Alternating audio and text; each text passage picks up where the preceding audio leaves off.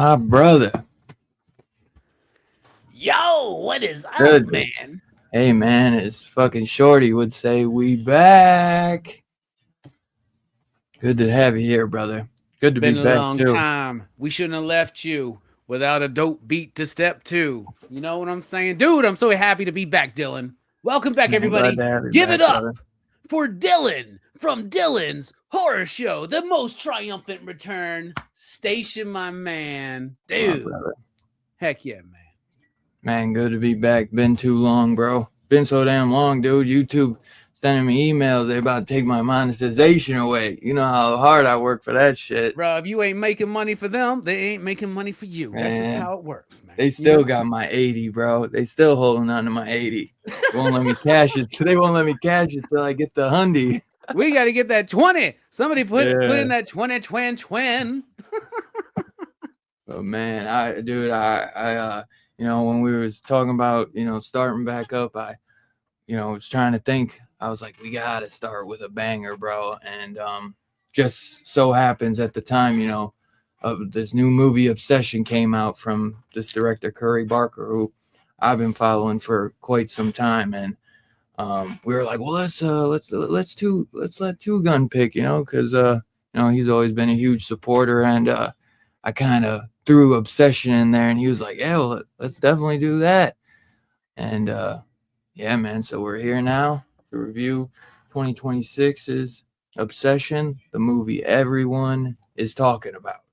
And you know, when everyone's talking about a movie and they're hyping it up, I mean, tell me 9 times out of 10, usually we are disappointed. At least I am, especially in this day and age. I'm like, what the fuck are people In a violent talking nature, about? long legs. I could keep going, bro. Like every time somebody's like, every time the Black Phone, every time the horror community seems to love a new movie, Yeah, I don't. I Yeah. don't. And what's crazy is this movie has maintained this momentum, even Yeah. with Backrooms coming up right after it. and Yeah. causing all kinds of commotion. So both of these movies, and everybody's like, what's a Mandalorian?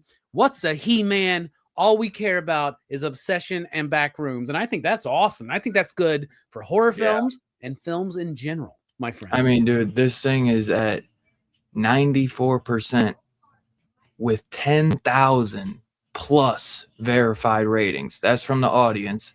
And it's at 95% with 260 reviews from the critics. And we know them motherfucking critics, when especially with horror, they don't cut us no slack. Nah. So, and for a directorial debut, I mean, just wild, man. And you know, it's becoming horror is becoming a YouTuber's genre, man, because between Talk to Me, that Iron Lung you mentioned, now you know, Obsession. I know there's got to be one more I'm thinking. Well, and Backrooms too. Yeah, guy, right? there might be one other one, but yeah, dude. I mean, I'm trying to think. I don't know if he was, but there was this movie called Undertone. I don't know if he was a YouTuber though, but that's a good one too. This low budget Undertone, but that's one you got to set the mood up, man. I quite enjoyed that movie Undertone. I've heard about it, but I haven't seen that. Dark, and yeah, it's like a one set type thing about a chick who runs a podcast, and they listen to paranormal type stuff. But I quite enjoyed that one. So, but yeah, dude, because I was talking to a guy at work, and you know, he's one of these. He went to film school for a couple months, so you know, he thinks he knows everything all the time, and I'm always having to put him on game with so much.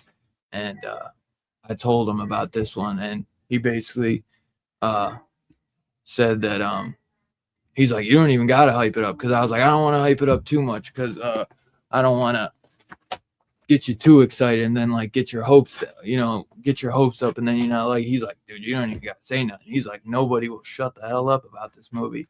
And when I saw him the next week, he texted me. He's like, holy shit, bro, that movie, best movie of the year by far, like one of the best movies ever. And I was like, dude, I told you that shit was good, bro. Like, so I'm glad you were able to catch this one, man, because I think this was definitely a good theater experience too, because I was supposed to see it with my girl and she couldn't make it, so I went by myself, and it was a good theater experience. So yeah, I quite enjoyed it. But without me keep running my mouth, man, I'd love to hear, what your experience was with this movie, So I had heard about this movie, and when we were chatting a few weeks ago, and we were trying to figure out what to do for the return, right? And like, we're getting back together, we're doing Dylan's horror show, we're bringing it back. So what we got to, and I'm like, we got to start with something.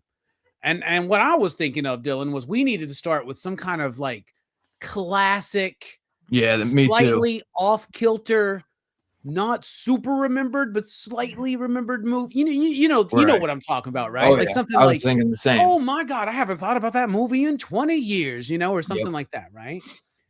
But I think we wisely decided, let's see what Two Gun says, right? Yeah. Because like Two Gun has been the biggest supporter of mine and yours for years and years now, right? And I love that dude so much.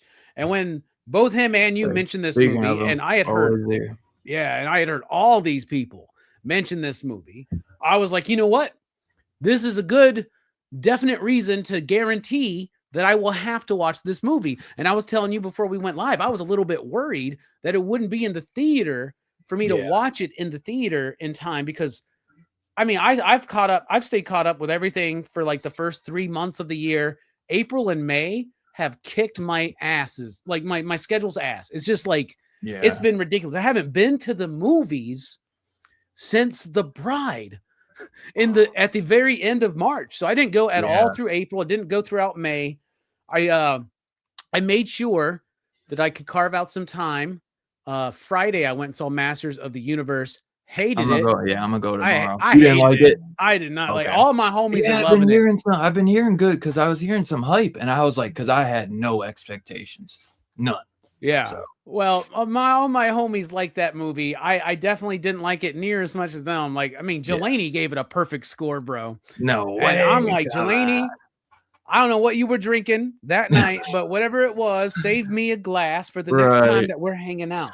But anyway, and I wasn't expecting much out of that movie, right? But I am a fan of Masters of the Universe. Like, I have a very impressive vintage Masters of the Universe toy collection, which definitely gets me a lot of tail. But anyway, so I was really excited to watch this movie. It was still performing at the theater, still there because it's been performing exceptionally well, right? We were talking, this movie has hit $200 million already on a $750,000 budget. It's the first time in 44 years since E.T. that a film released in the United States has increased its box office number on week 3. That's insane. Like, meaning that like week 3 saw a bump from 1 and 2. Like that's crazy. You don't see that. We haven't seen it since E.T. And E.T. is like, we understand the phenomena of what E.T. was, right? Was, you know, so there's that. I mean, E.T. ruined, like, that whole year was wrecked, you know, for like The Thing and Blade Runner, right? Because E.T. just dominated. Anyway, Obsession. So I went to the theater today to see it. I saw it around. Oh, you just saw it today. So this, I saw it today. Is fresh. Yeah, I saw it day one. Yeah, I know. I went and saw Masters of the fucking Universe before I went and saw Obsession. But I went today at like around 1:30 or so, and there was like, there were people in the theater. And the theater I go to is not the theater that everybody goes to anymore, right? But I go there because it's AMC and I got the A-list and I get half price popcorn and all kinds of bullshit, right? But so I go there, and usually when I go on a Sunday afternoon, and that's like my favorite time, Sunday afternoon or Wednesday right after work at like 5:30, nobody's there. And I actually prefer that now. I don't need the theater experience anymore. I've been there, done that. And the theater experience, I think with film goers, is less than it is today because people understand less of film etiquette today. I would say it's too many cell phones being lit up, too many people fucking chatting and shit like that. Yeah. So I like going without a lot of people in the theater, but there were people in this theater and I was surprised because it's like, man, this movie's like on its 4th week or some shit, man. I'm like, this is crazy. Why are so many people still here? But I'm watching it. Everybody's riveted. Everybody's into the movie. Long story short, or let's shorten this long story. And I loved it. I thought it was great, bro. So out of everything I've seen so far this year, I would have said that I hadn't seen a 5-you-dig movie yet, meaning a perfect score, like something that to me was just like a perfect experience watching them film. And I would have said before I saw this film that my favorite film of 2026 that I've seen so far is Send Help, which I really, really love that fucking movie. Yeah, I quite that movie's like a 4, maybe 4 or 5 if I'm being very forgiving. But I like that film, right? But man, Obsession was something on a whole other level from that. So I finally, for the first time in 2026, watched a movie at an upper echelon of what I expect when I go see films. Now, actually, when I go see a film, I don't expect it to be great, monumental, mind-blowing, anything like that. And in fact, I never saw a trailer for Obsession. I knew nothing about this movie. I knew nothing. I never saw shit, like lick. I just heard about it. I didn't know anything about it. So if I would have known, I would have just been like, oh, it's another one of those monkey paw movies, you know, like, you know, some bullshit like that, whatever, been there, done that. Nope. This movie takes that basic conceit and really explores so much about relationships and loneliness, obsession, control, and possession in the modern era. And I fucking loved it. It had an atmosphere that was just palpable. You could just feel the movie. You know what I'm saying? The performances were insanely, amazingly brilliant. The music is the best cinematic score out of everything I've watched in 2026. The music is levels above. And on a first glance, you could just be like, oh, they're just doing like that synth wave 80s retro horror, Stranger Things kind of thing. but there's a lot of subtlety in that score. In fact, I spent most of this fucking afternoon, dude, listening to that score over and over and over, man. It's on. You can listen to it. Yeah, it's so good, man. So like the performances are great. The style of the movie is great. The substance of the movie is great. The atmosphere, the tone is palpable.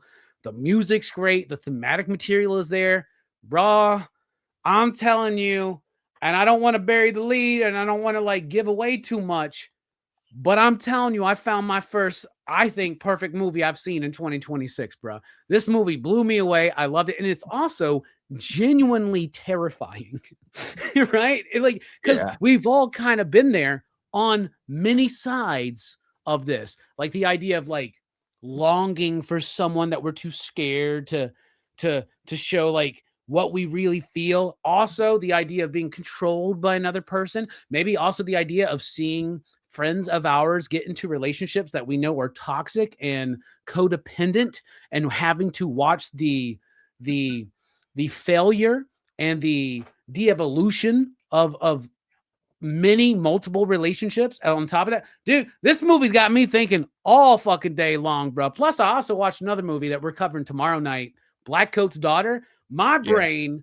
dude, I'm like, these are the two best movies I've seen this year. Black Coat's Daughter, that was like 11 years old. I didn't even know about that movie. Which one? The Black Coat's Daughter.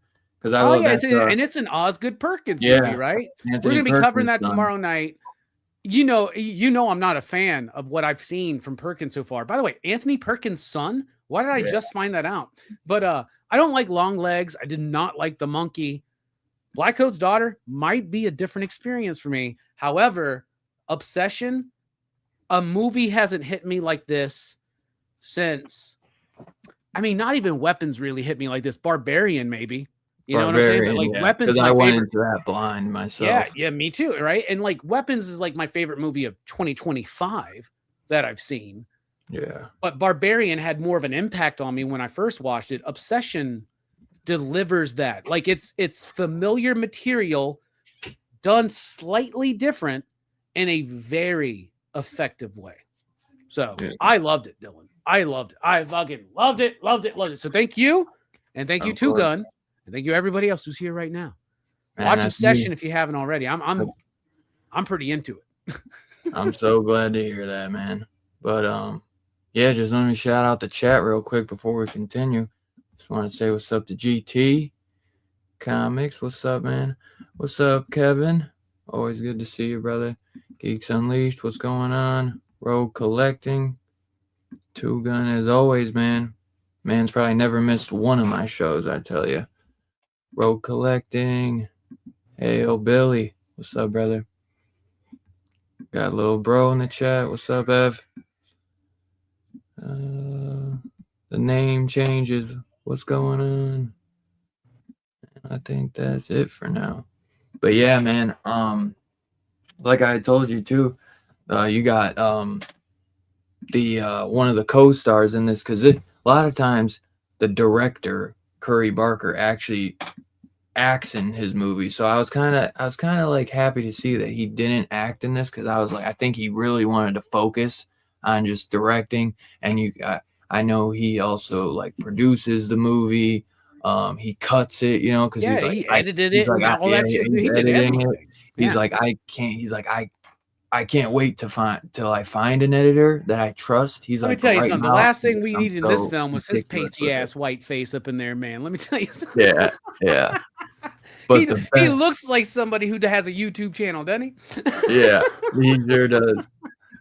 But yeah, so his best friend, in the movie, the main guy has a best friend.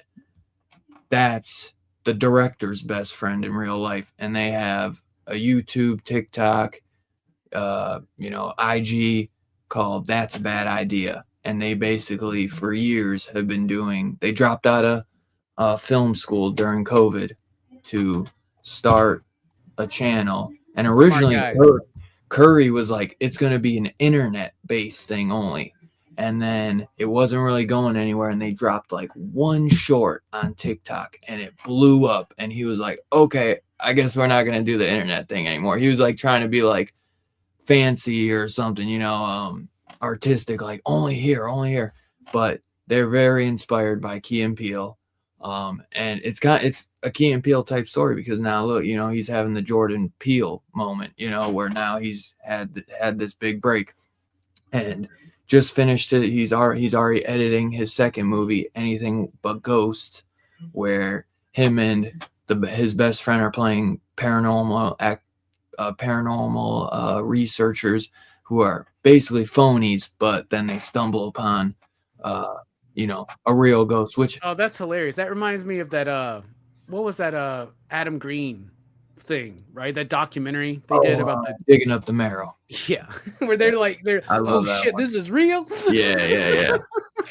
I'm glad that he's already filmed this movie before the success of this one, because I think that might hinder some of those typical creative problems we see from people filming a movie after a very successful first film, right? Right. And it looks like he's been given the reins for TCM. Did you hear about that? They're giving him Texas Chainsaw Massacre. Well, that's going to be interesting because I was watching an interview with him earlier, and he was talking about one of the most important films to his childhood was the 2003 remake that I know that you're a big fan of. And me, not as much. I actually prefer the prequel to the remake, right? I think that was I love them both. The beginning, I actually like the beginning a little bit better.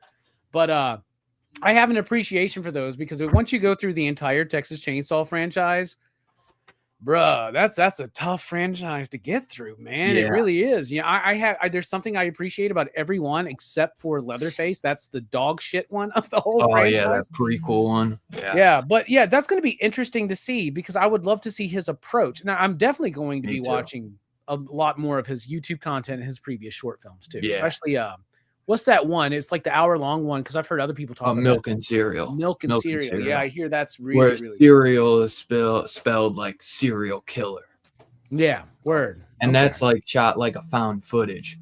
Oh my god, man, it's so good though, because like Curry can like tap in, because like I don't know if it's just his face, but he can tap into like some weird shit, and that's why I'm very intrigued for TCM, because he has this thing and he does it with obsession where it's this real life awkwardness and weirdness that if you saw this in real life where you'd be like shitting your pants, like, or you'd be like, this is so fucking weird to be witnessing this right now.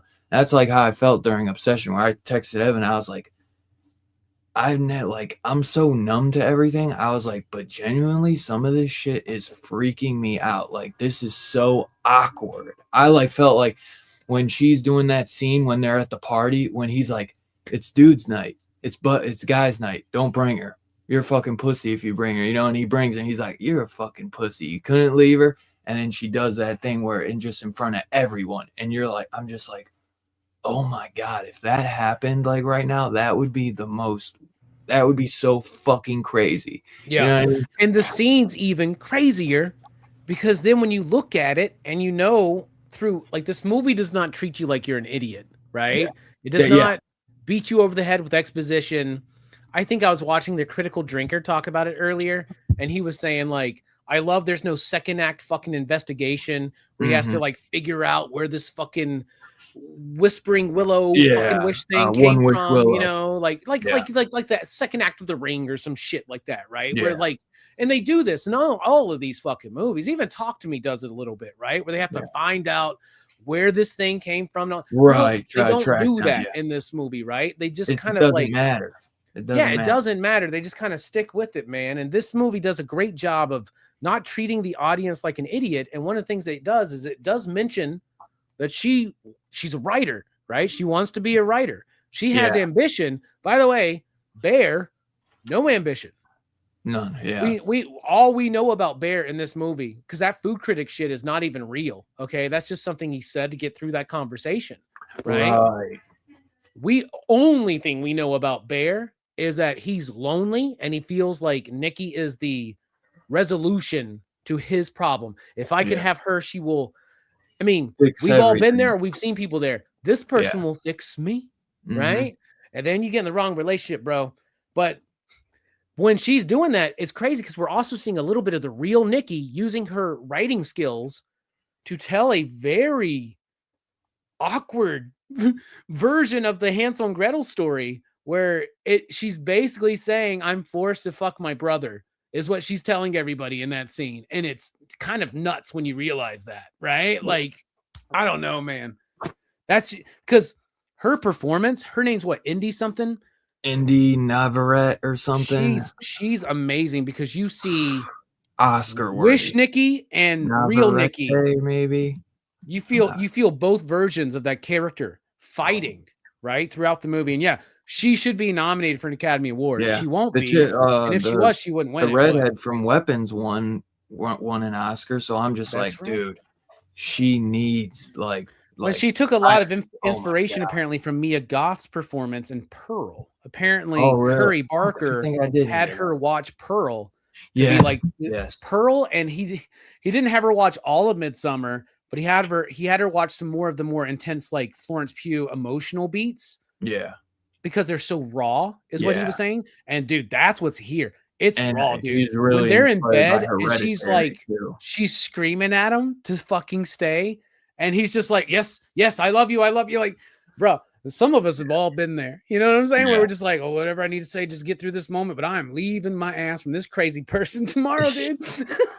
But I guess his director of photography, wasn't into horror, at all. He's like, I don't do horror. I don't like it. I don't watch it and all that. And he was just like, there's some, Curry said, just saw something with his style. And he's like, no. He's like, come to my house. Let's just talk. I want to show you a movie. Have you ever seen Hereditary?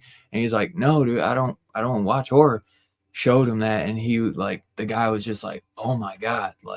Because Hereditary is not first your of all, average thank you for horror. Traumatizing me. Yeah. And he said, I think now, where it's like Carpenter had Dean Cundey by his side for a lot of his career. He's like, this is my guy. So he's also trying to kind of build a crew around him where he's like, I want people I can trust that I can just stay with my whole career. So I also like that about him. But he said in an interview where he was like, horror fans are not dumb. As people try to act like they're dumb, he's like, but they're the smartest audience out of anybody. He's like, they pick up shit that I didn't even notice. Maybe I was subconsciously thinking that when I was writing it, but I didn't do it on purpose. He's like, they pick up every little thing.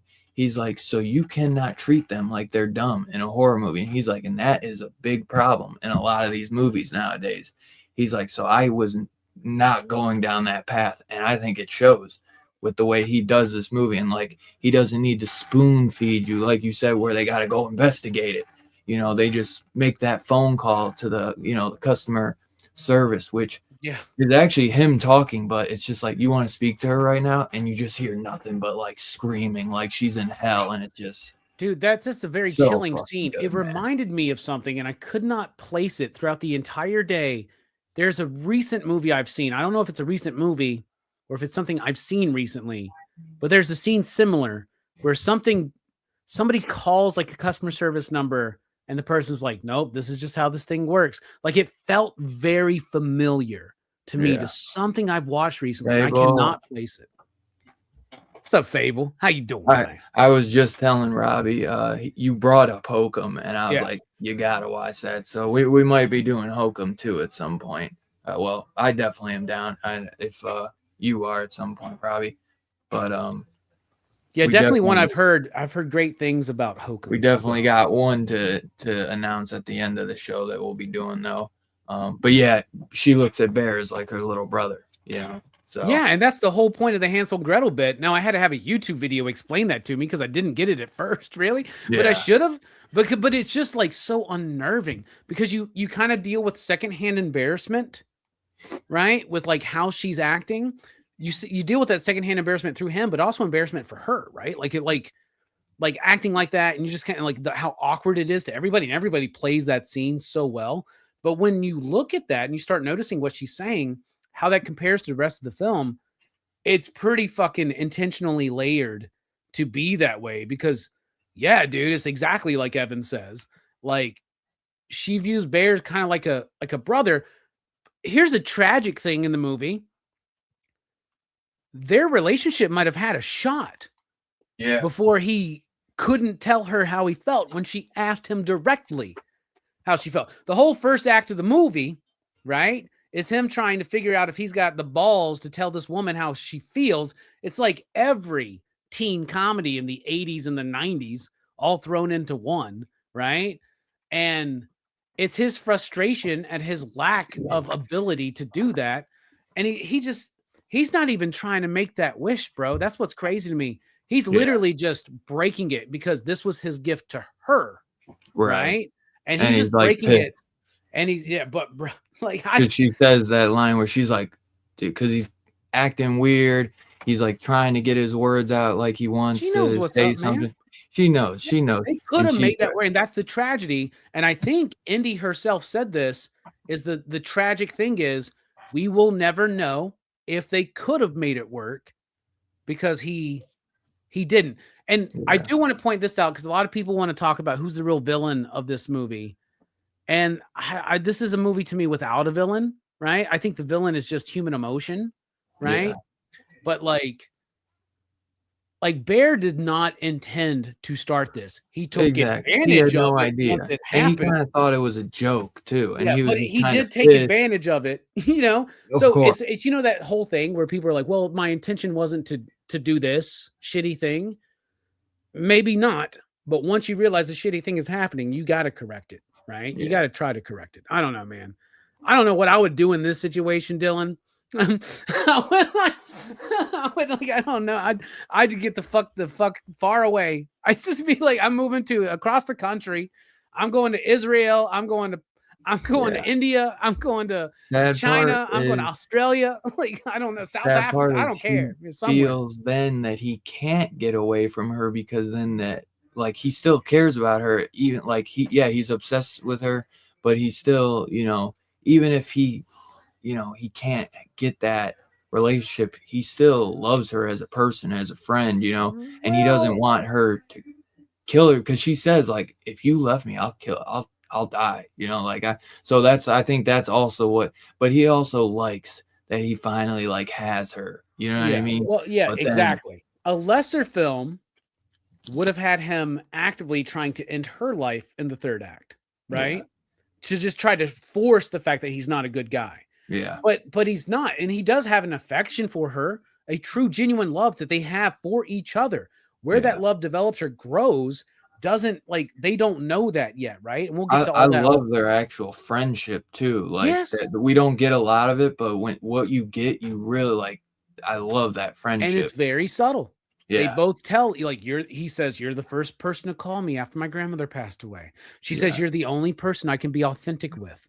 So like, we know that there's really actually a slight beginnings of some sparks there. Yeah. That could work if all of this craziness didn't fucking happen. Right. Yeah. So I love that the movie doesn't paint him as like a villain that way, but I don't know. There is like an element. I kind of lost where I was going with this, but there is an element of the movie where it's exactly what you were saying. I got it back. It's he does have a love. They do have like a connection, right? But he doesn't really love her this way. He's more so scared of being so alone, like that he's in denial the whole fucking movie. Right? Yeah. Like even to himself, he's in denial. And even at the end of the fucking movie, when he swallows the pills to finally do the right thing and release this woman, right? What does he try to do? Throw him up. And the only reason why he doesn't succeed is because then she makes a wish. And now all of a sudden he's out of his own control. Her, yeah. Yeah.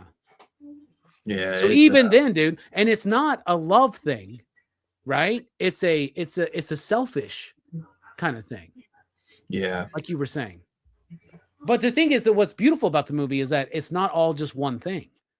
Because there is a connection between these two. Yeah. And like you said, we only see it briefly, but we see just enough to understand. A lesser film would have given us tons of fucking flashbacks or an extended fucking, you know, like act 1 or beginning of act 2 where like we're like leaning into, they're like the more like glamorous ideals in his head about who they are and where they've been and who they know. You know what I'm saying? They don't they just give us this movie is so good because Curry does such a great job of giving the script is impeccable, right? It's like there's just enough, not too much, not too little. It's crazy. Yeah, I agree. Evan says the way I perceived Nikki demanding him to tell her if she likes him or not was her trying to put that concept to rest if he did like her, because she doesn't like him like that. But I've seen people say they thought the opposite. Well, I think that she didn't know. And I think that if he would have actually played it cool and been honest with her about if Bear would have been a more authentic person, especially to the person that he's closest to, maybe something could develop. But we don't know. It's not a guarantee one way or the other. And that's what I think Indy was saying, was that's the tragedy of the events of the movie, is that you don't know if they could have made it work, or if it could have just been like a fling, or maybe they could have just gotten moved beyond this and become the best friends they needed to be and supported each other for who knows how long. And you also got to remember that there's that little twist that his best friend and her were hooking up from time to time, which I also kind of thought that I don't know how that was, like if she really had a crush on him or if he had a crush on her, but he was kind of trying to put it at bay because he knew Bear was so obsessed with her, was in love with her, and he was like, that's my best friend. And then, but they're a friend group, and that happens. You know what I mean? They go out and they party a lot, and things happen, they kiss, and then you have, Dude, that's an interesting exploration on the idea of using people, right? To cure loneliness. Like, is there a difference between what Bear does here and what Ian does? Right? There is a difference, right? Because like Nikki's lonely, Ian's lonely. They consensually have some nights together. Yeah. That's all it is. It's just a momentary cure for the loneliness. They move on. That's way different, right? Because consent is involved, and the Sarah, respect for another person too. Yeah, because there's four. It's like two. Now, two but girls, that is a weird thing, because I feel like in the movie that's kind of like put there. I don't know why that's put there, because it doesn't really add anything.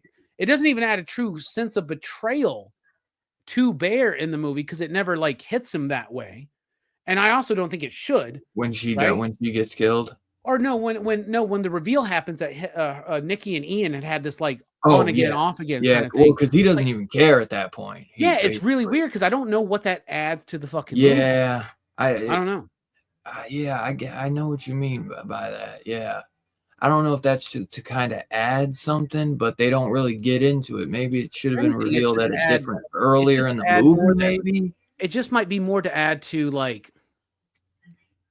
That like she really like didn't have an interest in Bear, like that they were just friends. Either that or just adding more layers to who Nikki was before. Yeah. She is somebody lonely who is willing to try to fulfill her desires in a temporary situation. Yeah. Right. But I just don't like, it doesn't really add that much. Because she's like that. You take that out, Dylan. Girl. Take out the whole revelation that they were like, take that out. Nothing changes. Nothing changes. I think, because she's also that tomboy girl where Curry actually said he didn't have her like that. He had her kind of like as a goody two shoes, like a lot more like that's just kind of like a lot more charming and like, but he said Indy kind of added this tomboyish to it effect, and he was like, holy shit, like that's way better than what I wrote. He's like, that is perfect. And it changes when she's Dream Nikki. Yeah. It even changes with the way she dresses, right? Which is really interesting. If you notice how she's dressed in the beginning of the movie, versus how she's dressed in the rest of the movie, and then by the end of the movie, she is, bro. I don't know if y'all noticed that she's literally wearing the scalp and hair of Sarah at the end of the movie, and she's drawn tattoos on her to look more like Sarah. No, because she thinks I even noticed that, bruh. Look at the end of the movie. It's got different hair. It's Sarah's hair. And I'm like, this bitch done scalped this other one. It's just like, oh my dude, it's right, but that's so subtle. Holy shit. Subtle. But she draws, because at first I was like, I didn't realize she had tattoos there. And then you make the connection. Holy shit, dude. Holy shit. She drew tattoos on her, man. It was the same tattoos that Sarah had. Now a YouTube video had to point that out to me. Okay. Yeah. But I did notice her hair was different. I just didn't know why. Yeah. Yeah, and the crazy thing is, he does all this. He's obsessing about, Nikki, when he has Sarah right in front of him the whole time, and like he knows that she has a crush on him. And it's like the same thing where like Bear is like, well, she's just like my friend, like it's like he just sees her in that friend light, whereas Nikki sees Bear in that friend light. Yeah, you know what I mean. So it's crazy, but what's crazy is that we know, even though he doesn't see Sarah that way, that last scene before the craziness that happens with the brick and everything, right? You see like the twinkle in his eye, like he's like, what? There's something, and it's just like, even out of nothing, something could happen. Mm-hmm. But the biggest theme about this movie, and what I like, is it's got to be earned, man. It just can't be taken or given, right? Yeah. Like him and Nikki, Bear and Nikki could have flourished and developed a relationship. Who knows? Same thing with Sarah and Bear. Same thing with like Nikki and Ian, or Nikki and anybody else. Hell, Nikki and Sarah. There's another version of this movie that's going to come out. I was going to say, there's a version of this movie where it's literally Sarah and Bear as a couple, and they're doing double dates with Nikki and right? What is it? Ian. Ian? Yeah, I think it's Ian, right? So it's like, you know what I mean? It's like, that's kind of like what you see. Like, so the whole bit then is, it has to be earned, man. Yeah. Right? And a good comparison. You ever known anybody who became like a manager or a leader in a place of business that didn't really deserve it or earn it? Yeah. They just kind of got put into a role and fucked it all up. Yeah. Or when you hook up with somebody and like you just like feel like there's an obligation and you stick around, and maybe a few weeks later you realize, fuck, man, this isn't working. It takes you all a while to get out of it, because you kind of feel like you just kind of got to jump. You got to allow things in your life to happen organically, right? Yeah. And like, there's no quick, easy fix to loneliness. Like, let's take it into a more physical representation. Like, what's that new fucking shit everybody's shooting themselves up with to get super fucking thin? Ozempic or some shit, right? Ozempic, yeah. Now we're finding out, as everybody should have realized, there's a lot of fucking side effects. Everybody's looking gaunt and shit, right? Yep. You gotta earn it, man. Throat cancer and shit. You gotta pay attention to what you're eating. You gotta go out there and move. You gotta like change your life. You gotta earn it, man. You can't just like with happiness, you can't just earn happiness by taking a drug or snorting something up your nose, Dylan. You know, like it's something you gotta work for. Life is something you gotta work for, man. And when you try to take these easy shortcuts, fucked up shit happens. And it's not just fucked up to you, it's fucked up what you caused to happen to other people. And I think that's what this movie's highlighting, man. Yeah. I love, though, that little subtleness of that like twinkle in his eye that you just kind of see, and he's just kind of like, holy shit, like I did all this and she's been here right in front of me this whole time. And she really does like it, because Ian actually like says, he's like, dude, like, Sarah like has always had like a crush on you, and then like that fucking head smash scene, which Curry had to cut that down. They were trying to give him like an X rating or something, and there's an unrated cut that's being released digitally, apparently, that's got more. I can't wait. Dude, I can't believe, like, what else did you have in that scene? Because that scene is incredible, dude. Just you see the eye hanging out and shit, dude. Dude, just like her coming in, like you see it, like her coming out of the corner, and it's just like a fucking jackal, dude, and just whoa. It's just fucking insane. Because it's like, this movie, it's a horror movie, but it's like it doesn't have like kills here and there, left and right, but it, and then obviously towards the end, we get, what do we get? A couple kills, obviously. But, it's not like some crazy gore fest, you know. It's but that kill is just fucking nuts, man. And I can't wait to see like what they do about it. And then even Evan says it's like after she smashes her face and he looks at her college letter acceptance right after, and it's just like, oh my god, bro. Yeah, I bet there's other scenes that have shit too, like that scene where she breaks the fucking bottle and gouges it into her face, dude. You're just like, what? Yeah, dude. What? And everybody's seen that, man. Yeah. Everybody's seen that, and that scene's playing something very interesting, man. Some of my favorites with Indy though are like when she's like on the bed, like on all fours and kind of like crawling to him and talking, and then out of nowhere she just like, it's the first time you get the realization that like Nikki's still in there, like, and it's not just the entity, like she's not just totally gone, because that entity is like born the second he makes that wish, and that's like where you see like her kind of coming on too strong, and then she sees Bear like gets weirded out, and then she's like, oh no, like, you know, she tries to like change up her approach, like, oh, I'm so sad my dad died. You hear it in the music too, by the way. Like when there's a theme for his obsession with her that then starts being manipulated and played into the theme of her obsession with him after the wish, which is very, very crazy. You're right. The way she moves too back into the shadow. Oh my god! She like walks backwards. And this is the creepiest shit in the movie, bro. And like she's taking pictures of this motherfucker sleeping. Like, go to sleep. Just go back to sleep. That motherfucker actually goes back to sleep too. Like, what would you do, Dylan? I'm just like, she's crazy. I'll go to sleep, dear. I'll go to sleep. Fucking crazy.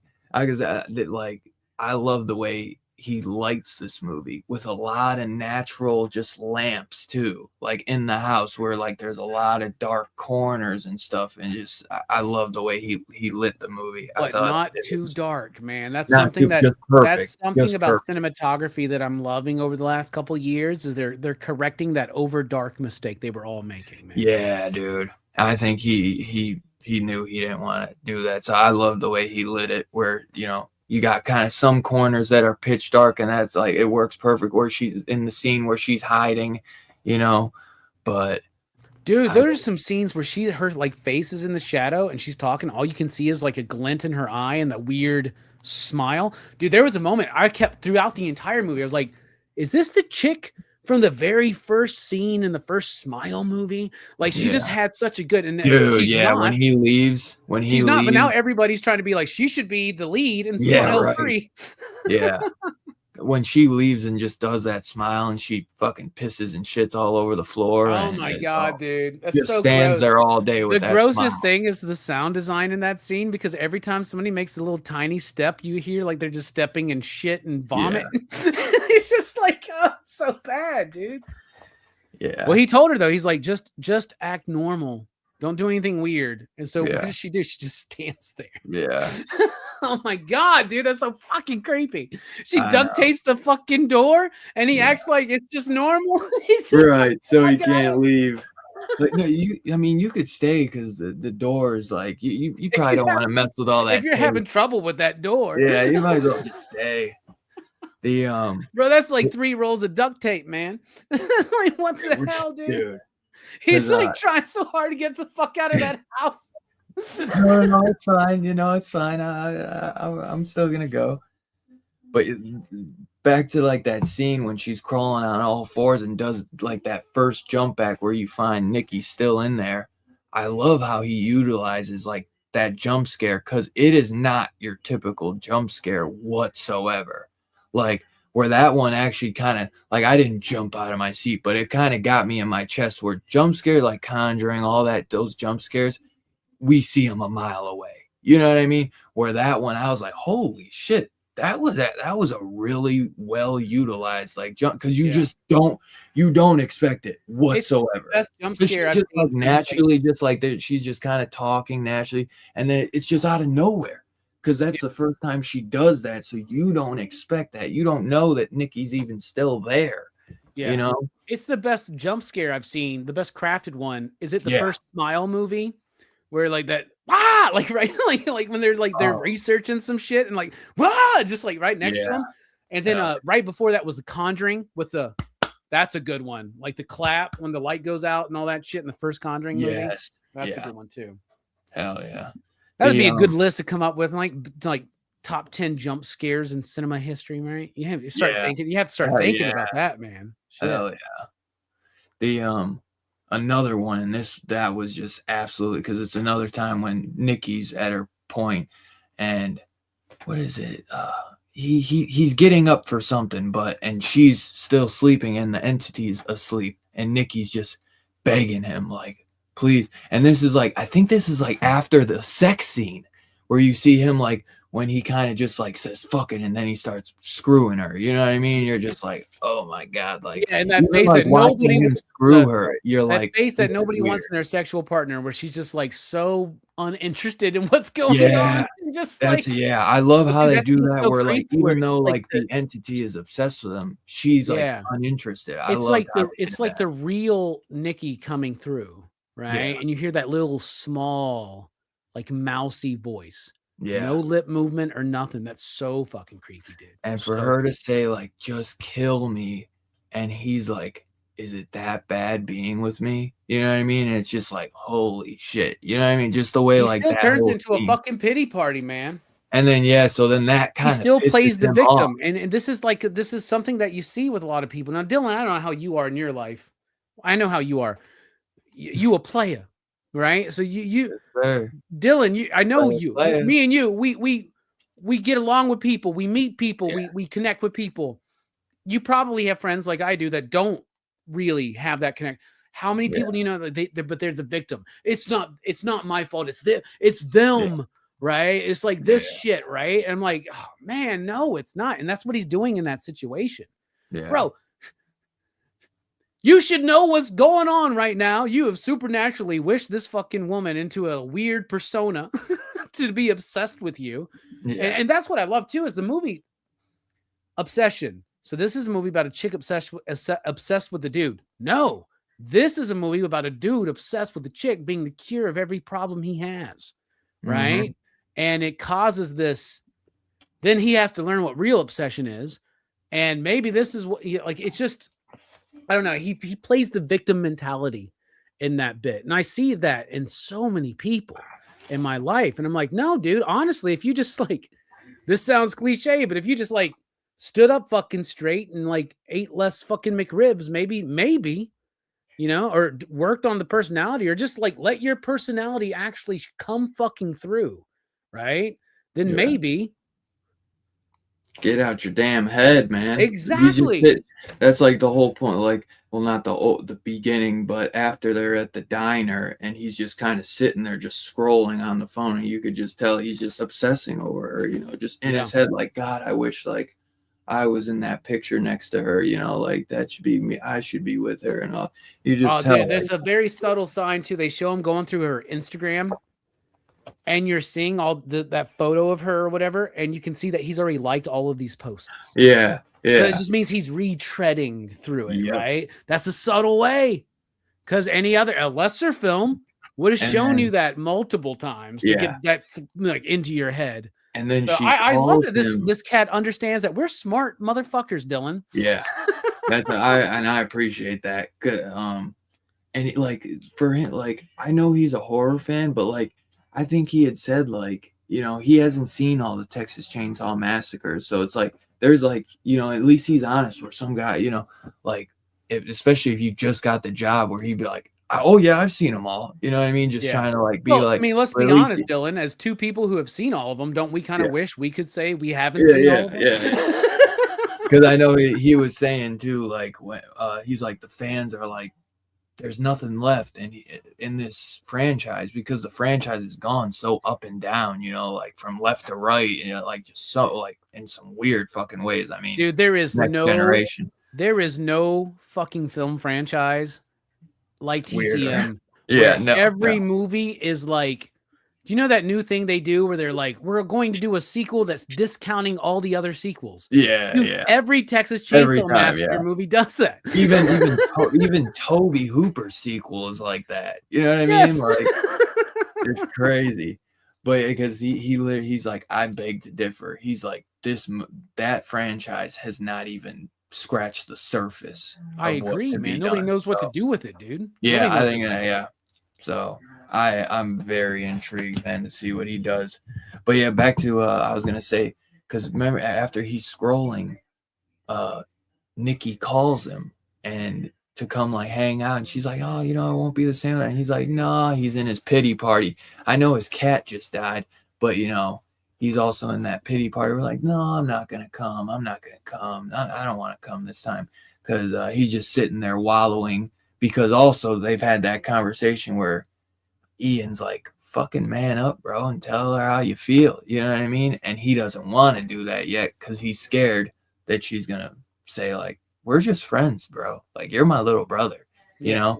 But, that shit happens all the time. And then people end up seeing something and just getting that out there that maybe like, this person has feelings for you. Sometimes things can come to light and then feelings can grow. So like you had said earlier, like, you never know. And if you love somebody, do acts of love. Yeah. Because loving somebody is not what you get out of them, but what you can give to them. Yeah. Love is a giving thing. Yeah. A lot of people don't realize that, man. And there's couples and out that's why, like, I'm a 45-year-old single man, never married. No marriage for me either, brother. I'm 32, so. But yeah, there's a lot of people out there that literally, they were friends with a girl for years, and 10 years they were friends with them, and then randomly they get together. Oh yeah. Oh, dude, so, I got an ex of mine. Like, she was the chick I was with in my early 20s, and there was a dude who was like, he was the bear of her story, right? He was obsessed with her, and I fucking knew it. Everybody knew it, right? And what's crazy is that, like, years later, in our fucking 30s, they're married now, married with children and all that shit, right? Like, I don't know. I guess the point there is just like, if you fucking pine away long enough, I don't know. Maybe you finally realized how to fucking be a fucking normal person. But you know what I'm saying? Like, I'm pretty sure they're happy. I hope they're happy. So that's cool. I'm happy. That's what's important to me. So yeah, I mean, I guess Ian kind of was setting him up for failure. Maybe, or maybe, yeah. Well, but here's the thing: you can look at it that way, and then you can look at it as Ian going, bro, get the fuck out of your head. Tell her how you feel. She's going to respond how she responds. What's going to happen is going to happen, and move the fuck on. Exactly. Because when you sit here and dwell in the maybe or the what if, you're stuck your whole life, bro. Because even when he does find out that they slept together, he's like, like, I forget how he says it exactly. If he was just like, I don't know if he says it was a one-time thing, or he was just like, we were just kind of like a fling, like, like, we're better as friends. So it's like, to him, he was maybe trying to say like, hey, it didn't, like, in his head, he's like, it didn't work out with me and her, but maybe it can work out with them. Or like you said, just fucking get it out there. Stop obsessing over her, man. Like, it's kind of like, it's weird. Like, we all know that you're like fucking just staring at her, weirdly to the side, and we all know, and she doesn't. And it's like, so just say it, man, and if he likes you, something happens. If not, like, but yeah. If you like somebody and you need to tell them, let them just tell them. And if they don't respond to those feelings the way you want them to, it's okay. Move the fuck on. Yeah. You don't go, but you can't don't get a one wish willow. See, that's the thing is the who is the obsessed one in this movie? Dylan, you're smart. It's Bear. Yep. Right. And then I was watching this other video, fucking blew my mind. Why is this dude called Bear? A bear comes across as a harmless predator. Bears are deadly predators who are only out for themselves, and they will kill you to eat, right? Yeah. They're a wild animal. But we have this idea in our pop culture that bears are cute, cuddly, and like, teddy bears. We all like snuggle with them at night. Like, he's harmless.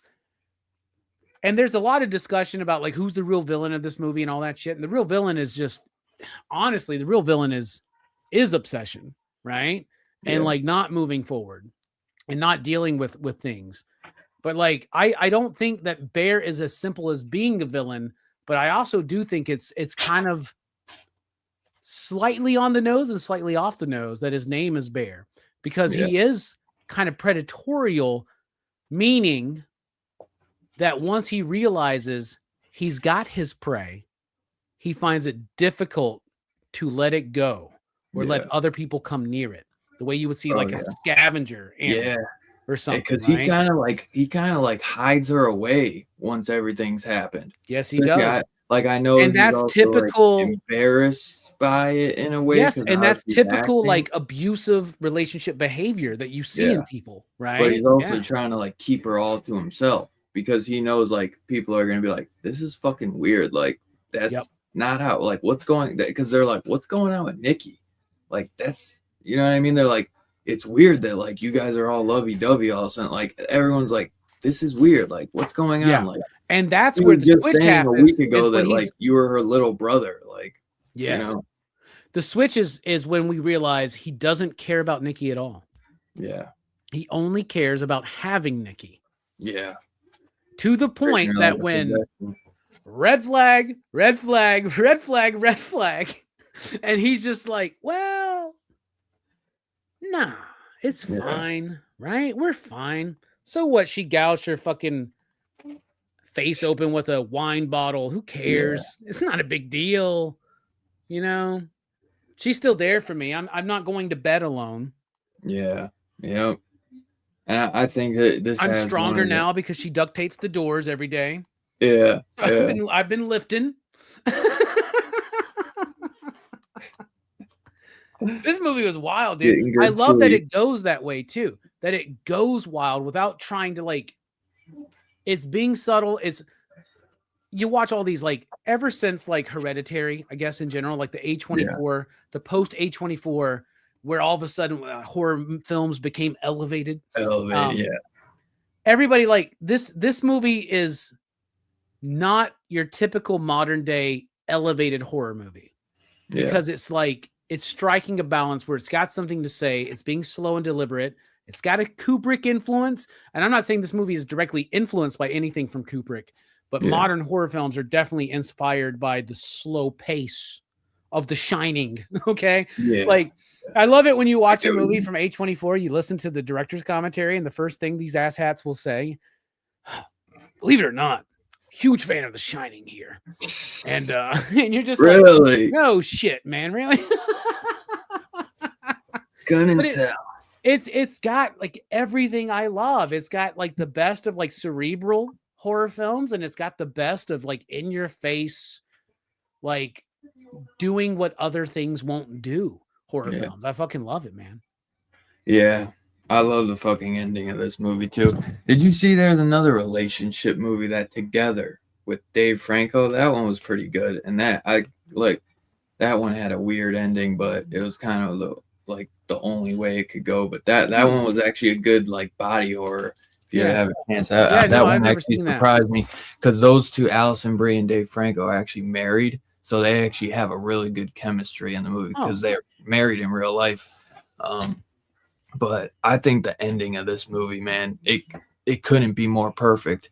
And when you think if you didn't watch a trailer, but if somebody came up to you and said, hey man, there's this new movie. It's so incredible. It's a wish gone wrong horror movie. You'd be like, what the and it's like I've seen that shit. And it's Blumhouse. You'd be like, bro, I'll be honest with you, dude. Here. I sat down in that theater. Those trailers ended and the movie started and it came up Blumhouse. I went, oh no. Yeah. That's why I'm like, make a wish gone wrong movie by Blumhouse. Yeah. Nah, I was like, oh tripping. No. The same thing happened to me today when I came back. I watched Blackcoat's Daughter.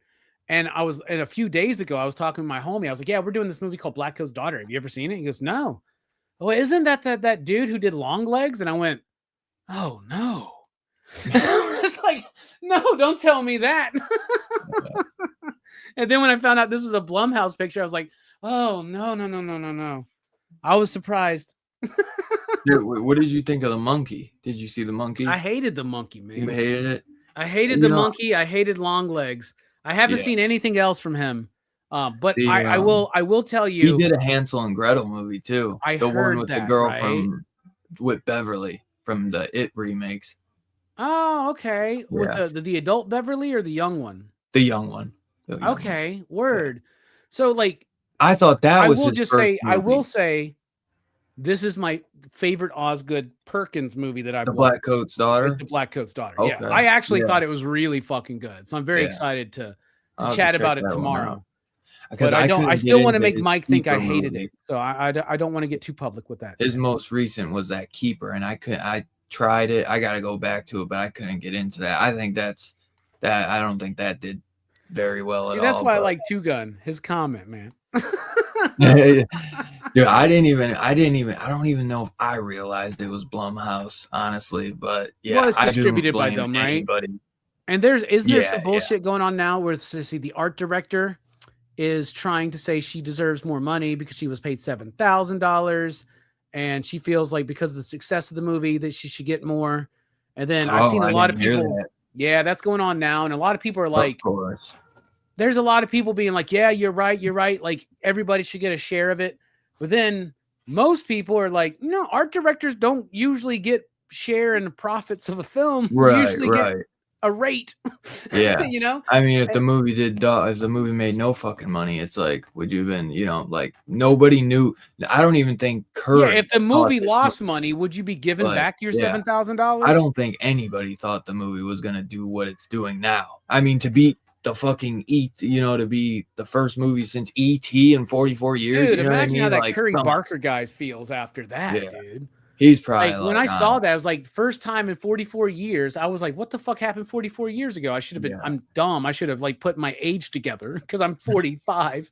And I should have been like, well, that was 1982. So what movie would that have been? But then I was like, oh, fuck. Yeah, it's E.T., of course, right? Yeah. I mean, that's crazy. No movie has done this since E.T. Now, we don't think that we don't think that Obsession is going to hit E.T. level, obviously. No, but that's a big fucking deal. And it goes to show you people still want to go to the movie theaters to watch original content, man. Yep. There's still an audience out there, bro. Because a lot of people say, once a lot of those movies that flop and then they're like, just see what you guys asked for original content. But then a lot of times those original content, you're like, these are slow paced, they're boring. They're just a good ending. What's the big difference, though, and what makes horror movies separate from everything else, man? Because horror movies are the ones that's what people are going to go see. Yeah. Now, people will go see Barbie and Oppenheimer. People are going to go see The Odyssey this year. Super Mario Brothers Galaxy just made $1 billion. Those things are going to happen. Yeah. But why do movies like this fucking work, Dylan? Why do you think it's these original horror movies that are working? I think it's original content is a big deal. And obviously horror fans are avid, and we are very horror fans love cinema. Yeah. Right? Oh yeah. And that's what I love. But what is it to you about these films, man? That's showing people that look at this year alone, Ready or Not 2 didn't make a ton of money, but it did well for what it was doing. Yeah. There's a lot of hype on a lot of these support. When I say I literally am I'm going to see this in the theaters because I want to show support for this movie, and I depending on what it is, I'm I want this to get a sequel because I heard them say they could do a sequel if it does good, and I just want to support this movie as a horror fan. You know what I mean? So sometimes I'm like that. But when I saw Obsession, I went to see Mortal Kombat 2 right after because my theater just got a new IMAX screen. I was literally, because my girl was at work, I was like, actually, I was gonna go see Hokum, but it was I was gonna go do a triple feature, but I would have had to wait too long for Hokum, and I was like, actually, Obsession's about to start. Maybe I'll go see that again. And I was like, well, I gotta work tomorrow, but I was so down to go watch that, and I just saw it. And that's the thing I'm hearing about with this movie is that people they're going back. They're going back and back and back because they're like, this movie is just so good. And there's so much to it. There's so many subtle things that you pick up more, I feel on each watch. On my second watch, or third, I might have been like, holy shit, she's fucking wearing a wig and she's got the tattoo. Like, I didn't pick that up. You know what I mean? So, it's just, this movie's got layers to it, man. And it just had me locked the whole time, man. And it's one of those where it feels personal in a way where, because it's like, if you haven't gone through it, you've seen a friend go through it, and it just fucking hits, bro. And they don't have to explain everything, where like that's a big thing with, I know us nowadays, we're like, holy shit, you gotta fucking explain everything, and then they end up ruining it half the time because you got 20 goddamn minutes of goddamn screen capture shots of somebody doing web research. You know what I'm saying? Like or the exposition scene, you know what I mean? Like, to explain how everything goes down. I like how. See, that's another thing about Black Coat's Daughter, dude. There's no explanations in that movie. I didn't even know what the fuck the movie was about until after. I'm not ashamed to admit this, bro. I got done watching Black Coat's Daughter. First thing I did was I went to YouTube Shorts. Yeah, I do it all the time. What the fuck is this movie about? Yeah, I know, because I hear some people, you know, they'll say like, you know, if you have to do that, then the movie didn't do its job. And that, I don't think that's necessarily true. I disagree. I don't think that's true, because sometimes, you know, sometimes these directors are trying to kind of confuse you. Because have you ever, Dylan, have you ever watched a movie that you didn't understand, but you knew there was something about that movie? Oh, of course. And it's about the tone and the atmosphere and the feeling. Like Southland Tales was a movie like that. I had no fucking clue what the fuck that movie was trying to do. Donnie Darko, you know what I mean? Exactly. Now I could sit there with both of those. Both of those, by the way, Richard Kelly films. Yeah, so it's very interesting. So, Richard Kelly needs to like. He hasn't done I feel bad for him, dude. No, well, Donnie Darko made his career. Southland Tales flopped. Nobody even remembers the fucking box. I don't think he's done anything since. And I think all three of those are great films, man. Honestly. Because he doesn't force feed you. But like with Southland Tales, when it was done, there was something about the movie that I just felt connected to. And I kept watching it over and over and over and over again. Same thing with Donnie Darko. Right. And I feel like Richard Kelly is a big front runner of a lot of people like the Robert Eggers, the Ari Asters, and now the Curry Barkers. Right. Yeah. Like, be a great time for him to make a comeback, because it's like now horror fans are just clamoring. Well, and now there's more there's more technical know-how how to get across these more obscure esoteric ideas. Yeah. In a tonally atmospheric way. That I think Donnie Darko, like a lot of people, like I tell people all the time, Donnie Darko, the theatrical cut to me is the superior version of the film, right? However, you got to watch the director's cut to know what the fuck is going on. Right. So you need to watch the theatrical cut, be confused, then watch the director's cut, and then watch the theatrical cut to go, holy shit, this movie's genius, knowing what he was trying to do with less. Dude, right? I was a little kid watching Donnie Darko, and I'm like, I don't know what the fuck I'm watching, but I love this movie. You know I was literally having a conversation the other day. And there wasn't even like YouTube back then. Like, or if it was at the early stages. So it's like I couldn't ever find out. I got a friend who's a very smart writer, and his name is Carl Koweski. He's got his first novel's actually about to come out. He's done a lot of short story collections and poetry and shit like that. But we were literally having this conversation. He goes, I still don't know what the fuck Donnie Darko is. Yeah. I was like, hey man, I know what it's about. How much do you got? 2 hours? You gotta know what's in the book. You gotta know what's in the book.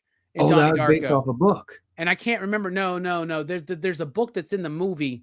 Oh, the book that professor or whatever the fuck. Yes. The Time Traveler's Guide or whatever the fuck it was.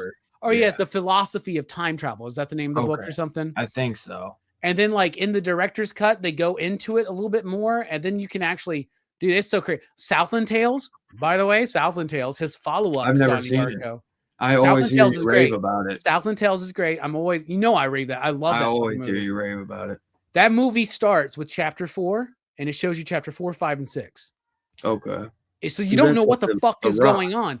If you read chapter 1, 2, and 3, you know exactly what's going on. There's no mystery in the movie. So you have to watch the movie before you read it. Where do you read it? a very obscure comic book series they did that's no longer in print. A 3-issue series. It was chapters 1, 2, and 3. The movie literally starts off and it goes chapter 4. And it's just like, and they never go back to 1, 2, and 3. No, they do a very brief recapture of it in the very beginning, but they don't go through 1, 2, 3 like. But yeah, they don't like really. Yeah, think. But it's a comic book written by Richard Kelly. Yeah, like it's crazy. Oh, I can explain Tenet, Fable, easy. We should do Tenet soon on somebody's. Do. I liked Tenet. A lot Tenet's of people. Genius. I love first half of the movie. Second half of the movie, it's one movie. Two halves are the same movie. One's going forward, one's going backwards.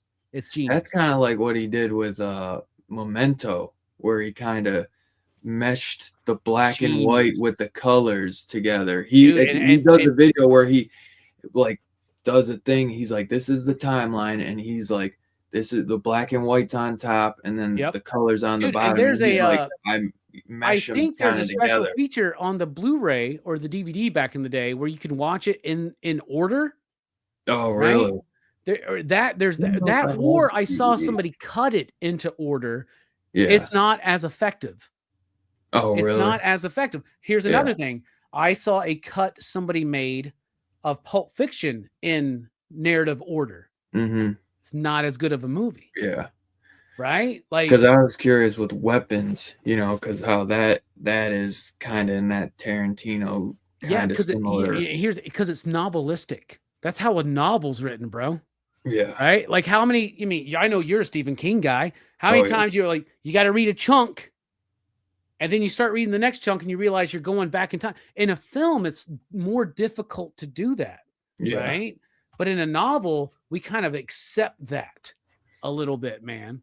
And that's why I love Tarantino. I think he's a very novelistic type filmmaker. That's why I think Weapons works. What's that dude's name? The guy that did Barbarian, did Weapons. What's his name? Kriegers? Zach Cregger. Okay, Cregger. Isn't he doing a Resident Evil movie or some shit now? Yeah. That's crazy. It looks dope. That's crazy as shit. Dope. Have they shown something from it? We got a trailer? They've dropped the trailer. Oh shit, I gotta watch that then, man. It looks dope. And he had even said he's played of all the video games, but this is his own story. It has, do you remember the junkie kid from Weapons?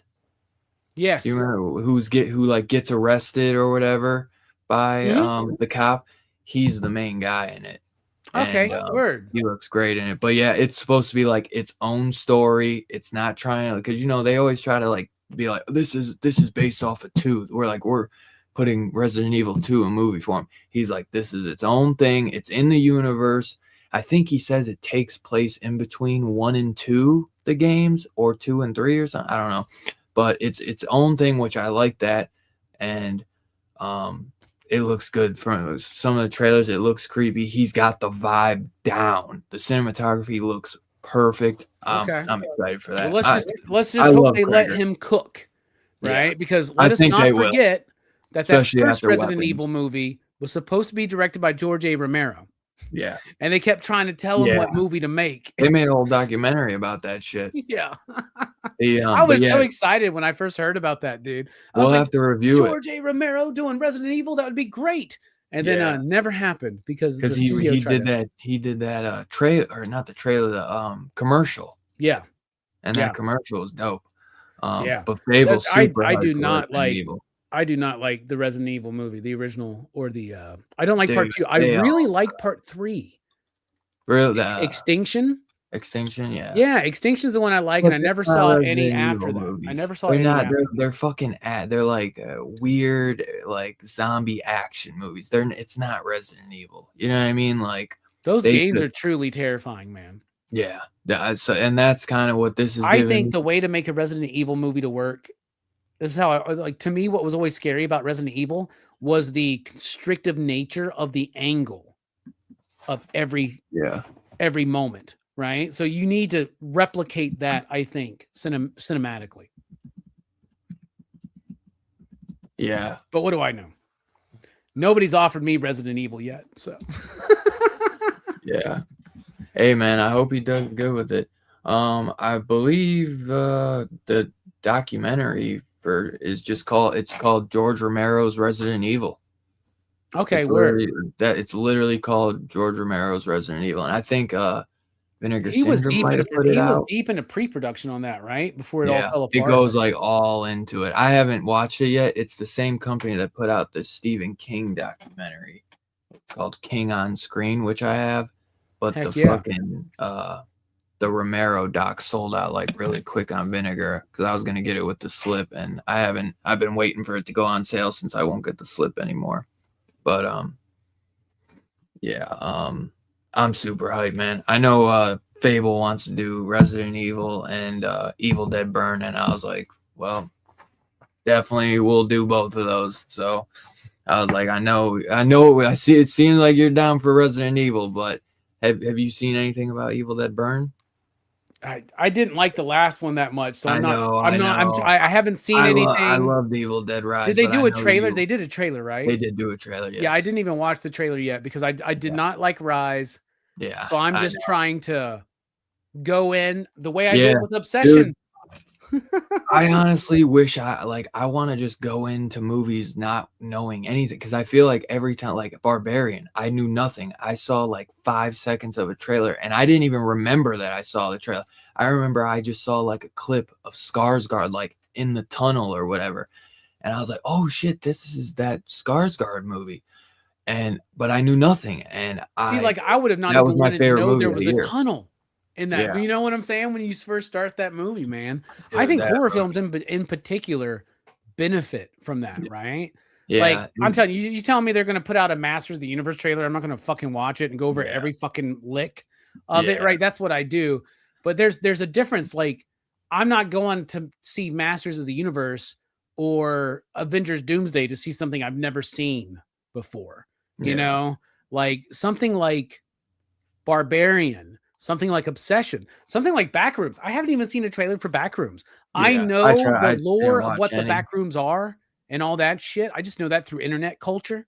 And so I'm very intrigued to see if internet I don't know about the lore of Backrooms, but I know of it, and I know of like the huge popularity, and I've seen like clips. It's just a random internet fucking meme, right? That kind of like becomes creepy because we've all been in these liminal spaces before, right? And imagine being stuck in one that just goes on forever. Yeah. You made the wrong turn in reality. Bro, that's terrifying. Yeah. There was another like internet, like we used to call it folklore. What would you call it? Techno lore in the internet age or whatever, but like just stories that come across on the internet. But there was one, Slender Man. Yeah. I never saw that movie or whatever, but that's an internet story, right? That's wasn't good. And I forget, somebody was just talking about doing that. I forget what came out recently. It might have been maybe Hokum. I don't know what it was, but something came out and they were like, they never did Slender Man good. Like, it would, like, that could be done so well. Like, maybe it was maybe it was the director of Backrooms, but somebody was just talking about Slender Man. Okay. And they were like, man, that needs to be done properly. Yeah, the Backrooms. Yeah, I remember that. The whole Backroom shit started by just a random picture somebody posted on 4chan or some shit. Yeah. And then somebody like made a comment about it, and then that just kept getting shared, and then that whole lore built. It's interesting how story. It is story. And now the kid's he's 19, youngest kid to direct a fucking movie ever, and the movie's #1. So now he's breaking records where it was #1 that week. So, and it's making a shit ton of money too, because it had a huge fan base, you know? So it was, I don't know what, so this week, Scary Movie was #1, Masters was #2, and then was it Backrooms and then Obsession, or was it Obsession then Backrooms? I don't remember. Yeah, I'm not sure either. I'm gonna look it up.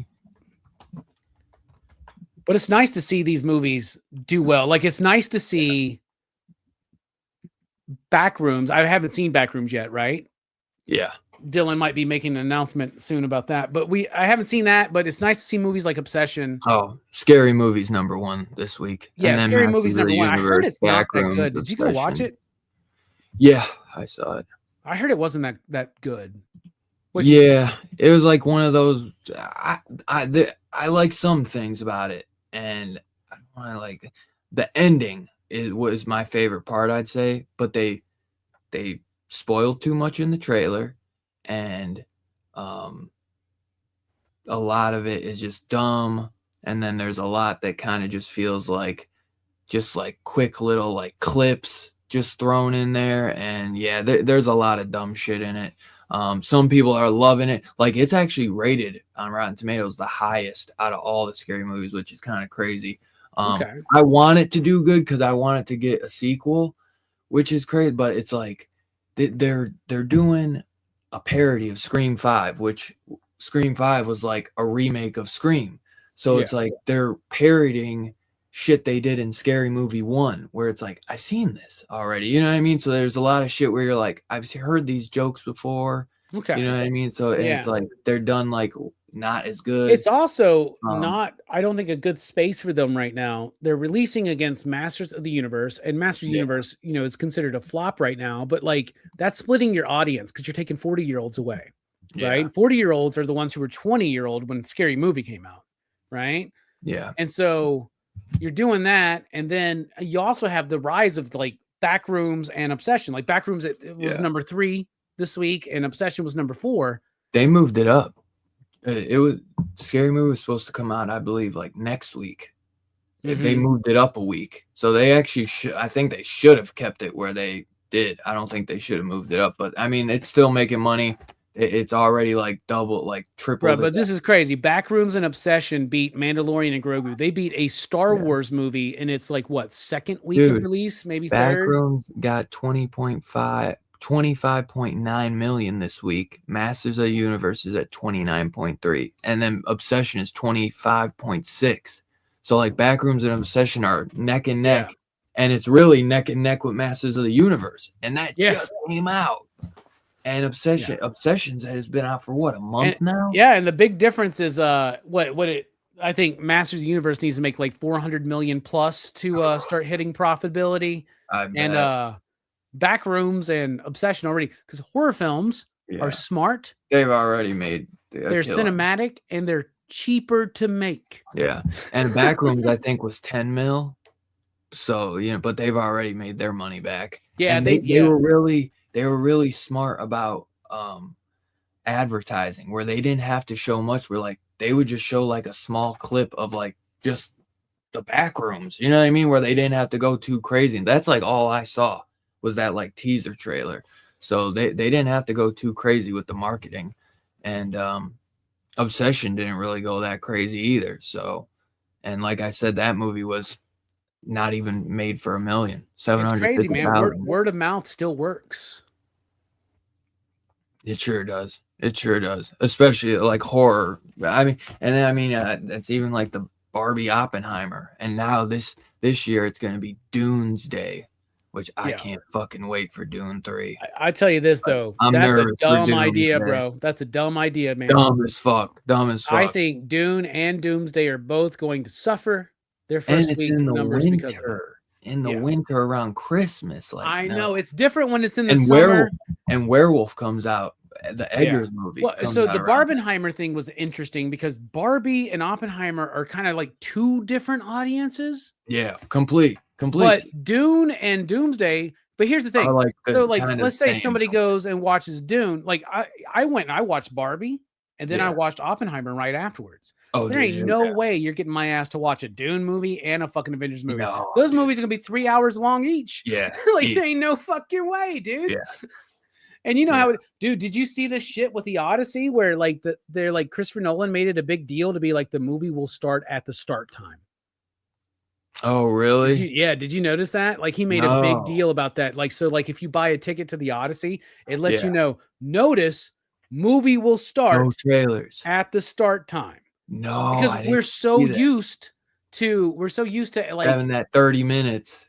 I hate that shit, Dylan. Yeah, I know you do, bro. You're probably like me now. You just roll on up like 15 minutes after showtime. That's where I'm trying to stay away from trailers a lot of times because you know what I mean. But when you go to the movies, you can't help. You go to movies, right? And you just see the same fucking trailers all the goddamn time. Yep.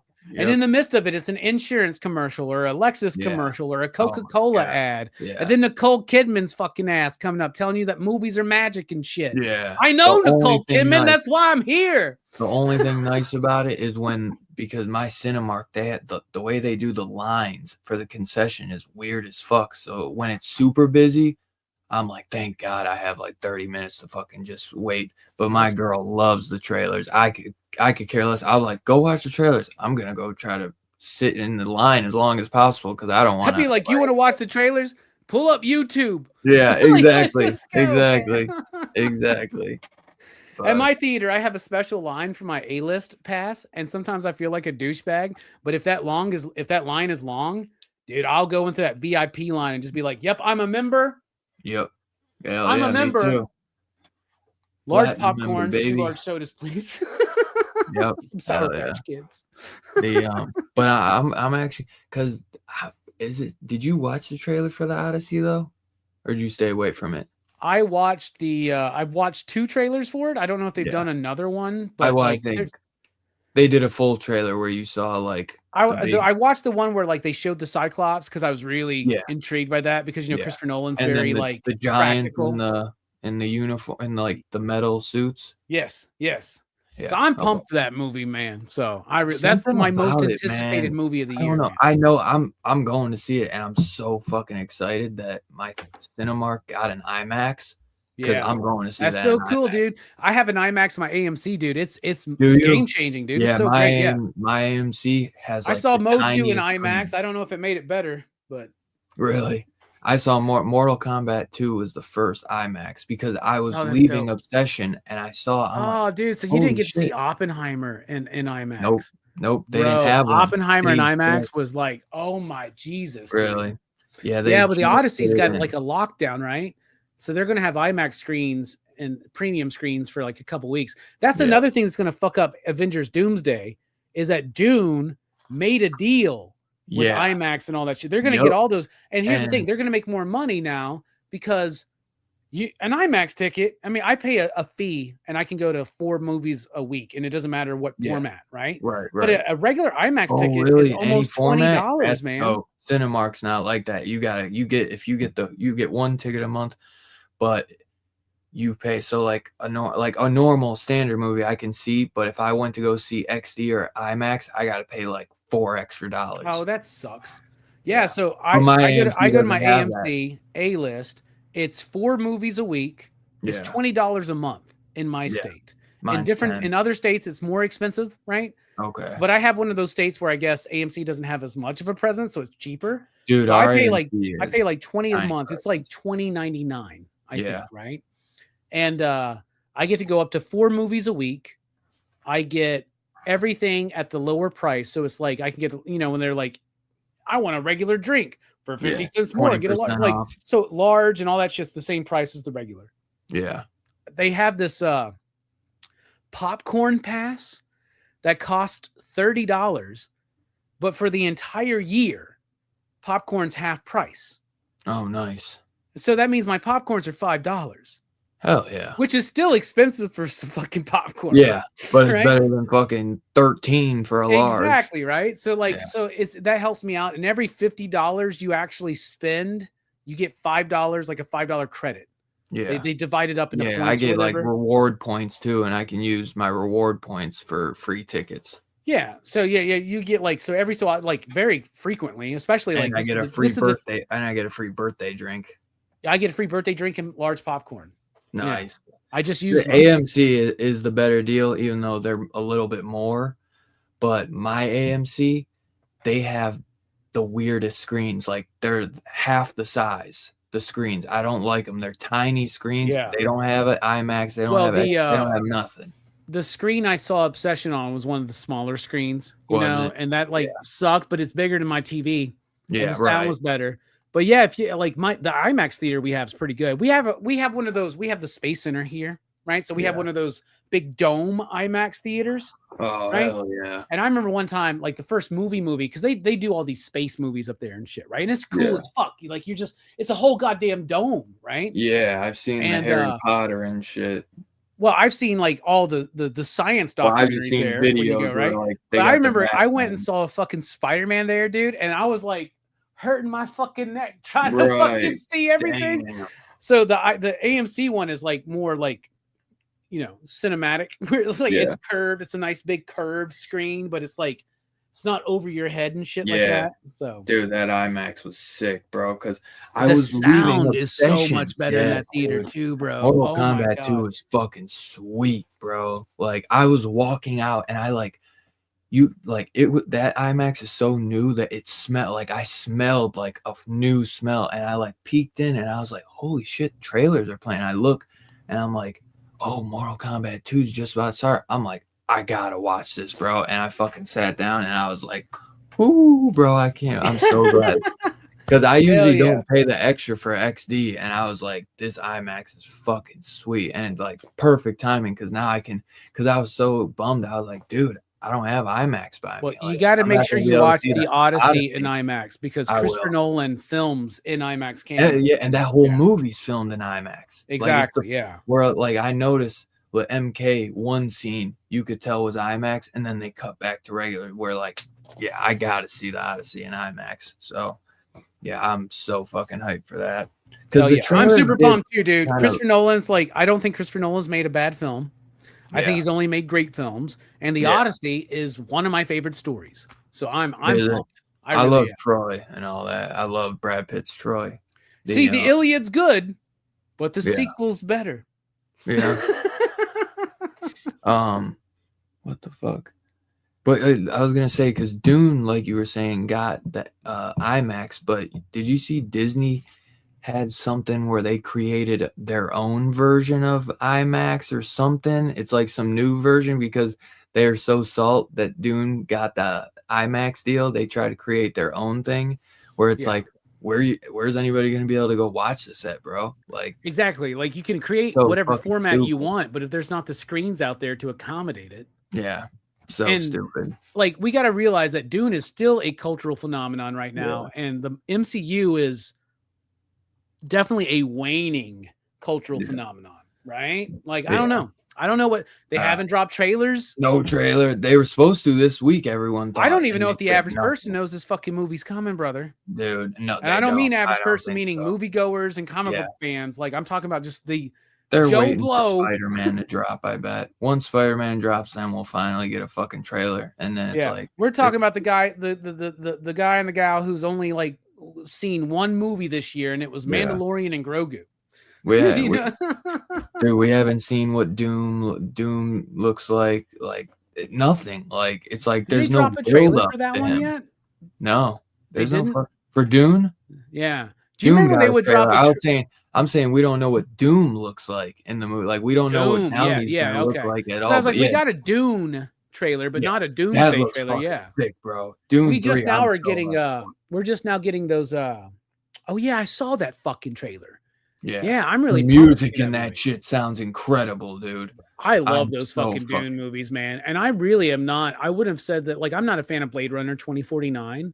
Yeah. What's his name? Denis Villeneuve or whatever. Yeah, like so I wouldn't say I'm a big fan of his work, but Dune 1 and 2, fucking epic, man. Holy shit. He did a great movie called Prisoners. I always rave about with Hugh Jackman. I've heard. Yeah, I remember you talking about it. That's a great movie. But yeah, I'm so fucking hyped. And I guess see what happens when we don't do DHS for a while. We just get caught up on movie talk, man. I love it. I love it. Bro, we used to just we'd be like, what are we gonna talk about? We'll just fucking bullshit. We just bullshit for hours about random shit.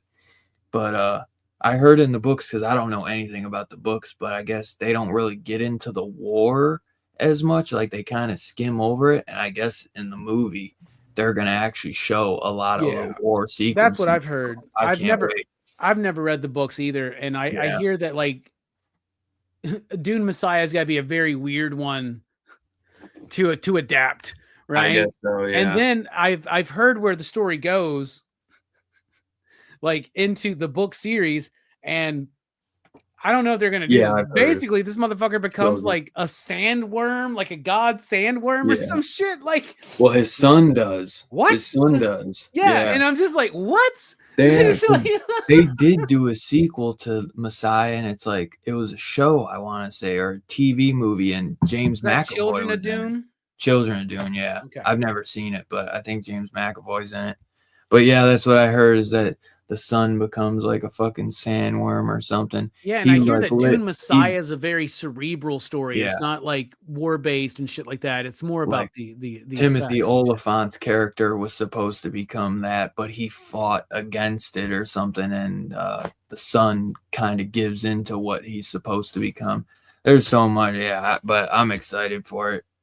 And it's crazy, bro, that like Zendaya is going to be in Dune 3 and she's in the Odyssey. Like, crazy, bro. And Tom Holland's in it too.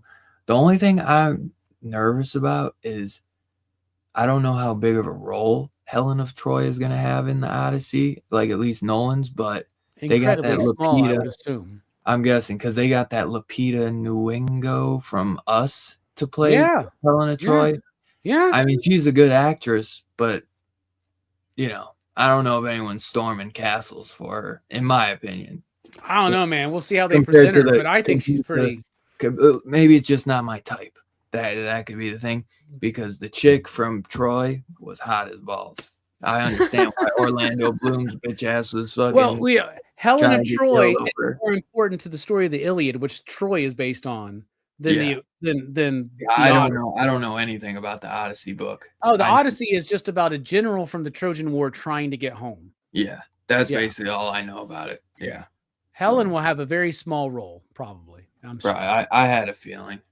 But then I guess they were saying, too, because they cast Elliot Page as Achilles, which I don't know if that's for sure yet. Oh, I've heard that. Ellen Page is, Elliot. My bad. You're right. Elliot Page is pissed about that. So there's some controversy going. The controversy is just people getting mad at the cast. Like, this is a black woman. This is a trans man. Like, that's to me, like, who cares about that? I don't think it's about her being black. Because those are also like Achilles, and because she's like a bald, she's a bald chick. Sounds to me that. There's a prologue in the movie, just kind of recapturing for you the Trojan War, in case you forgot, because that's not what the Odyssey is about. It's not about the Trojan War. It's about a guy trying to get home after. I do see that they show. You've seen "Oh Brother, Where Art Thou?" You know the Odyssey. Yeah. So I was gonna say I do see a scene in the trailer where they show like the horse. So they obviously, like you said, I'm sure it's just but I can tell that it's about it. It's like the opening of Lord of the Rings, where they show you like the whole like war of the fucking like Sauron and all that shit. Yeah. But it's all about him just trying to get back and fucking make it home, because Zeus is pissed off at him and doesn't want him to get home or whatever. But I can't wait, because then I also heard people were bitching about, because remember they say you're sniveling over your, Pattinson says to Holland, like, you're sniveling over your daddy and this, and like, he wouldn't say that, and they're like, all these English actors are speaking like regular American, and they're like, you know what I mean, they're just bitching. Well, like, let's be very authentic and have them speaking ancient Greek. Yeah, I know. I'm like, I didn't know you guys fucking knew like how they spoke back then. Like, get the fuck. They just nobody had a problem in Game of Thrones when they tell everybody to go fuck themselves or something. I'm like, did they say go fuck yourself back in right. But I guess Game of Thrones is a fantasy, and that's not actually historical. But neither's the Odyssey. It's not historical. It's it's mythology. Right. But I mean, just a crazy cast. So, and I guess Nolan said it was the hardest thing he's ever had to make. So I'm so like for Nolan to say that, and so he must have really been like. I never thought Nolan would make a movie like this, dude. Me either, honestly. Yeah. And as a follow-up to Oppenheimer, dude, look at his career. That trajectory is crazy. It really is we always talk about actors who pick right roles. Yeah. He's a director who picks right projects. Yeah. Man. Really does. Yeah. And he's not pigeonholed into anything. Yeah. Like, some of our favorite directors get pigeonholed, like John Carpenter. Especially after Batman, that's where most directors would have got pigeonholed. And you know, this motherfucker's lifelong dream is to film a James Bond film, and he got the chance to do it, and then he turned it down because they wouldn't give him creative control. No way. That's some balls, brother. Yeah. I'd love, dude. He would make the best. Yeah, Jonathan's good too. Fable 007. I know, man. It would be great. I could just the way he films and I could just see it, man. I feel like that's why he made Tenet in a way. Like he made it different, you know, like it was kind of like where Tenet's like. Could you imagine a James Bond movie plot? Inception. Could you imagine a James Bond movie where the plot was Tenet, bro? Yeah. Could you imagine like all the normies being like, I don't what? Yeah.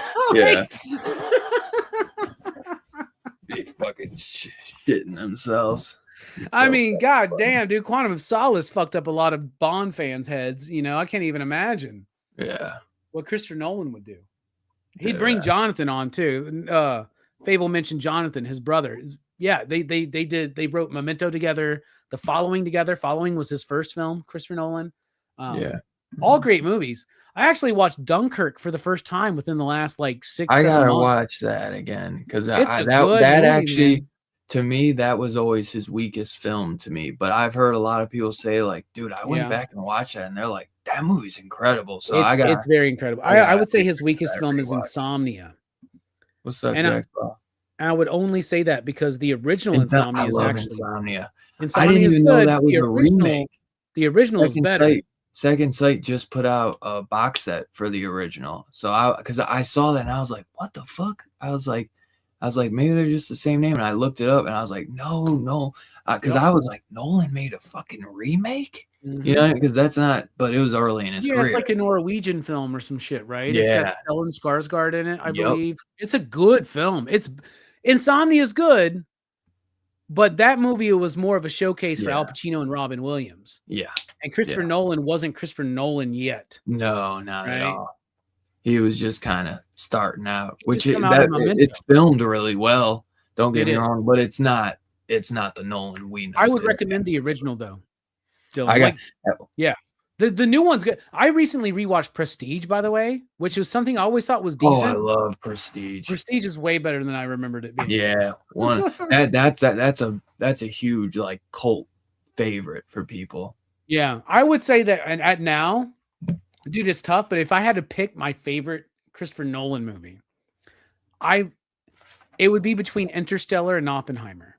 I love Interstellar, dude. Yeah, I love Interstellar. Oppenheimer is a great movie, but to me, I'm like, I don't know how, because I always think about rewatchability, and I'm like, I don't know how much, because Downey is incredible, and I love Cillian, but I just don't know how much I can rewatch it. Interstellar has that emotional connection for me. Yeah. Oh, right? Yeah. Oppenheimer, to me, though, is supremely rewatchable because it's got a sweaty, completely nude Florence Pugh in it. Oh, yeah. That's the whole reason I went to go see it in theaters. I saw that shit in IMAX, man. And I'm sitting there like, is it hot in this theater? I was not expecting to see this. Yeah. Like, they should have showed this in Midsummer. Yeah, the Widow's Bay. I started that. Did you hear that one, Widow's Bay? Kind of got like a fog vibe to it. No, it's a new Apple show. Oh, a show. Okay. Yeah, it's a show. It's called Widow's Bay. Maybe I'll take that one down. I'm still just now getting through Better Call Saul, so I'm way behind. Yeah, I hear you. I'm trying to finish. I have less time to watch television. Widow's Bay. I just finished The Boys a couple weeks ago, and I started the new Spider Noir, and because that's got Nick Cage in it. Yeah, and it's good.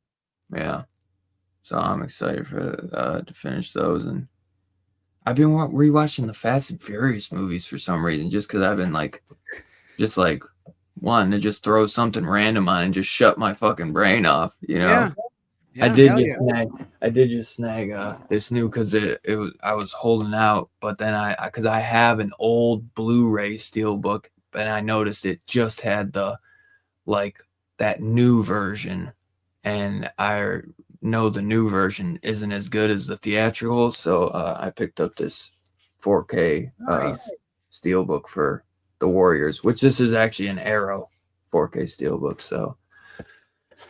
And then I just snagged this 10 Cloverfield Lane. So I actually have the steelbook for the first Cloverfield, so which I actually love this movie. Slept On if you haven't seen. It's great. I've only seen the first one, man. This one, like, it doesn't really feel the one with like John Goodman? Cloverfield. Like, this could just be like its own thing, but this is actually directed by Trachtenberg, the guy who did Prey. So this is one of the movies that really kicked off his career. That's not the one with John Goodman, or is that the one? This is the one with John Goodman. Yeah. Okay. Yeah. Cool. Good one. Really good one. There's 3 of these things now. These Cloverfield movies are still just the 2. No, there's 3. Okay. There's 3. And I think I heard they were talking about making a 4th one. The 3rd one was shit. It was like that straight to Netflix one or whatever. Yeah, Prisoners is phenomenal. But yeah, my favorite Christopher Nolan, it might be because I'm not going to include I try not to include the Batman movies because I love The Dark Knight. But it'd have to be maybe like, I love Memento, but it might be either Interstellar or Inception. Yeah, those are good picks. Yeah. I might go Inception. I cry watching Interstellar every time. Dude, that ending is so good. Inception's really good too, though. Scarpad hadn't seen it, and he liked it, but he wasn't like as blown away.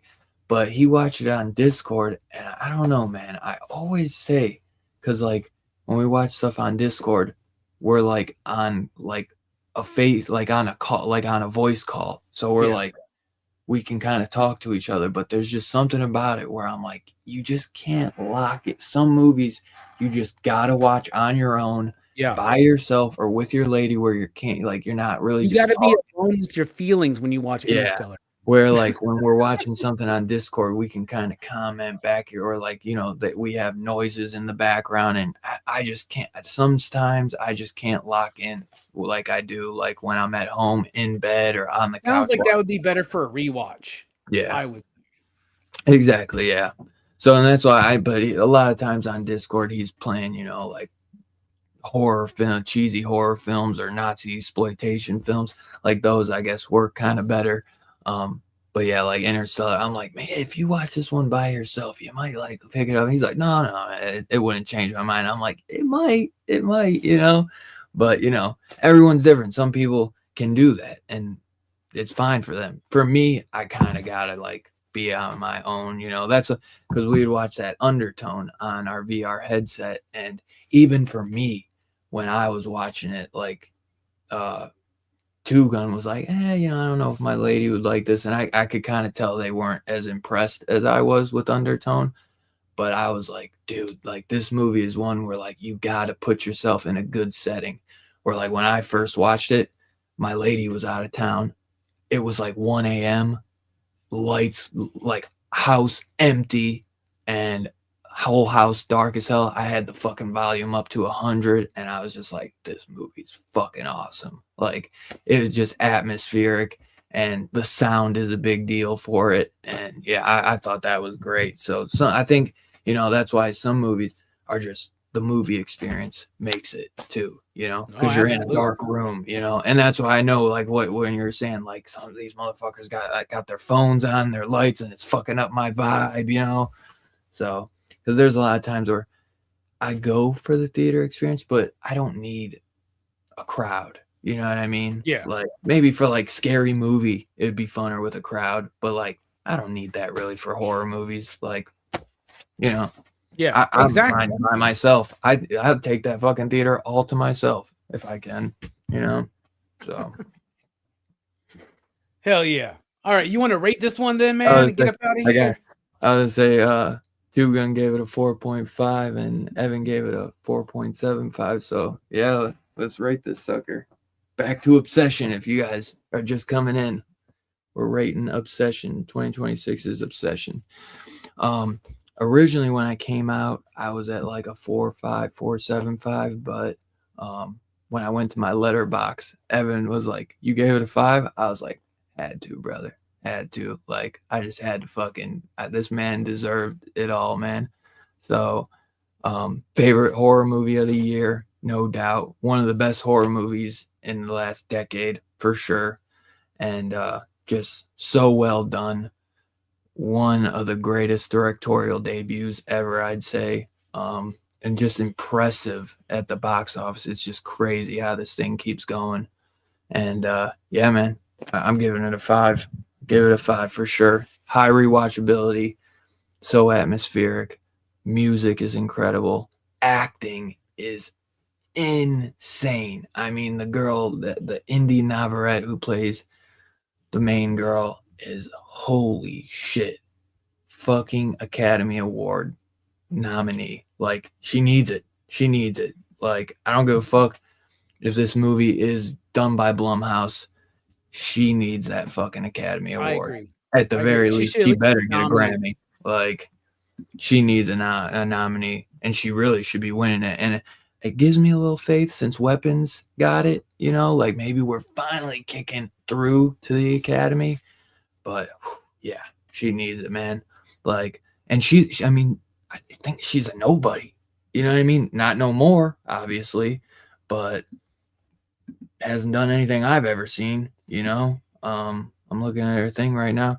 I guess she was in Superman and Lois, 47 episodes, but I never watched that. That's one of those CW. Me neither. shows. Yeah, she's apparently a character in there. I see. Yeah. Yeah. So it looks like she was in 9 episodes of 13 Reasons Why, which I did watch that, but I don't. Estella de la Cruz. I don't know. Doesn't say what season she's in though. Season 4. That makes sense because season 1 and 2 are the best by far. So season 4, like 3 and 4 started really tanking. They're not terrible, but they started tanking. So yeah, that makes sense. But yeah, this is her fucking, I mean, she's going to be huge after this. I mean, I believe it. She's so fucking incredible. That's one of the best performances I might have like ever seen in my life, especially for like, even though it's Blumhouse, this is an indie horror. This isn't like Blumhouse had like, they probably just I would say it's the best performance I've seen since Mia Goth and Pearl. Yeah, I'd say that too. I'd say Mia Goth wasn't really she wasn't really anybody before that. I mean, obviously she did X before, but I don't think she really did. She'd probably done some things, and but I feel like she was mostly just known as Shia LaBeouf's wife. Yeah, she kind of came up just being like a scream queen. A little bit, right? That's kind of now she's definitely up there because she did the the X trilogy, and then she did Infinity Pool. Then she just did Frankenstein, Del Toro's Frankenstein. Oh, she's great in that movie, man. Great in that as well. That's a great movie, dude. That movie is awesome, dude. I love that movie. Yeah, I thought that was great. It's my second favorite movie of 2025. Really? Hell yeah. Right behind Weapons. Sinners might be top 5. I think Sinners is slightly overrated. Oh my god, I love Sinners. That might have been my favorite. I'd have to look at the list of all the movies. Sinners is good. I need to watch it again. I just watched it recently though. So, I love Sinners, man. I watched Sinners after a year and a half of hearing everybody tell me it was the greatest film of last year. So I watched it, I'm like, nah, it's Dusk Till Dawn. Yeah, it is. Oh, for sure. I think it's Dusk Till Dawn. It's like vampires taking over a fucking bar. What I love about that is that it could be a gangster movie on its own about these two brothers, but then you add the vampires, because I hear a lot of people like, they don't even show up till like like halfway through, and I'm like, it's random when they show up too. Okay, exactly. It really, and that's the point, in my opinion. And I'm like, you don't need them, but that just kind of adds like to the uniqueness of like this game, because there's only one other like gangster vampire movie, Innocent Blood, and I love Innocent Blood. You know what I mean? So, and that's a mafia. That's a mafia movie, so this is more of like, is that a John Landis film? Yeah. Yep. Yeah. And then this is more of that 1920s gangster film in Louisiana. Oh my god, I love it. Or Mississippi, wherever it's at. I love Fable, I know it's more than Dusk Till Dawn. I'm being slightly reductive, okay? No, but you can't. You definitely got to know that he was inspired by that. But there's nothing to knock on that. Dusk Till Dawn is one of the greatest fucking vampire movies ever. Yeah, and Sinners is a really good movie. Okay? I hate though when everybody just acts like it's just Dust from Dawn. Like it's like, dude, it's more than that. And it's like, come on, guys. Like everybody is inspired by things. Like they, like even fucking Obsession. I guarantee he would say like, yeah, I know he was like Hereditary. He was inspired by, and like you said, he had her watch Midsummer, and he was inspired by things he was trying. He got the idea apparently from watching that. I think it was a Treehouse of Horror episode of The Simpsons where like Bart gets the monkey claw. Yes, he did. Yeah. That's what I love about this guy too. Like even that Anything But Ghosts sounds like just like, oh, we've seen this before, like Paranormal Activity, like guys that are phonies and then they're gonna run into something real. But man, he's gonna hit us with some shit that like we're gonna fucking be blown away. So I can't wait. You gotta let me know what you think when you watch that Milk and Cereal. Maybe I'd even be down to do like a little fucking 30-minute review on that if we get some time. We just record it or something and just throw it up. If you get the time, if you even like it, Yeah. Thank you for not putting me on the spot on the air. No, so that's really, it don't matter. I would say, because honestly, if anything, next time we do a show, we can just mention it. You know what I mean? If you get the time and watch it. I know you're a busy cat, and there's so much to fucking watch out there, so it's hard. That's right. I'll be in North Carolina this week. You got that. And then I know you got that this week, and then you got Action Fest. So trust me, brother. You do what you're good for. I ain't trying to stress you out. Oh, dude. Nobody's stressed here, man. Dylan's Horror Show has never been about stress for me, bro. No, I know that. But, no pressure. Do you want me to rate the film? Yeah, what do you think, brother? I am right there with you as a 5. It's 5 all day long, dude. I think it's the best horror movie I've seen of the year. And I think it's the best film I've seen of the year.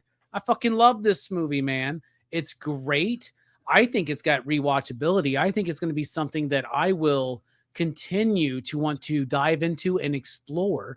I can see this as something that I want to add into PCP movie night at some point, just to make sure that Brooks and Jelani and some other cats, like maybe Fable, gets to watch it and enjoy it. Like, dudes, the hype is real when it comes to this one.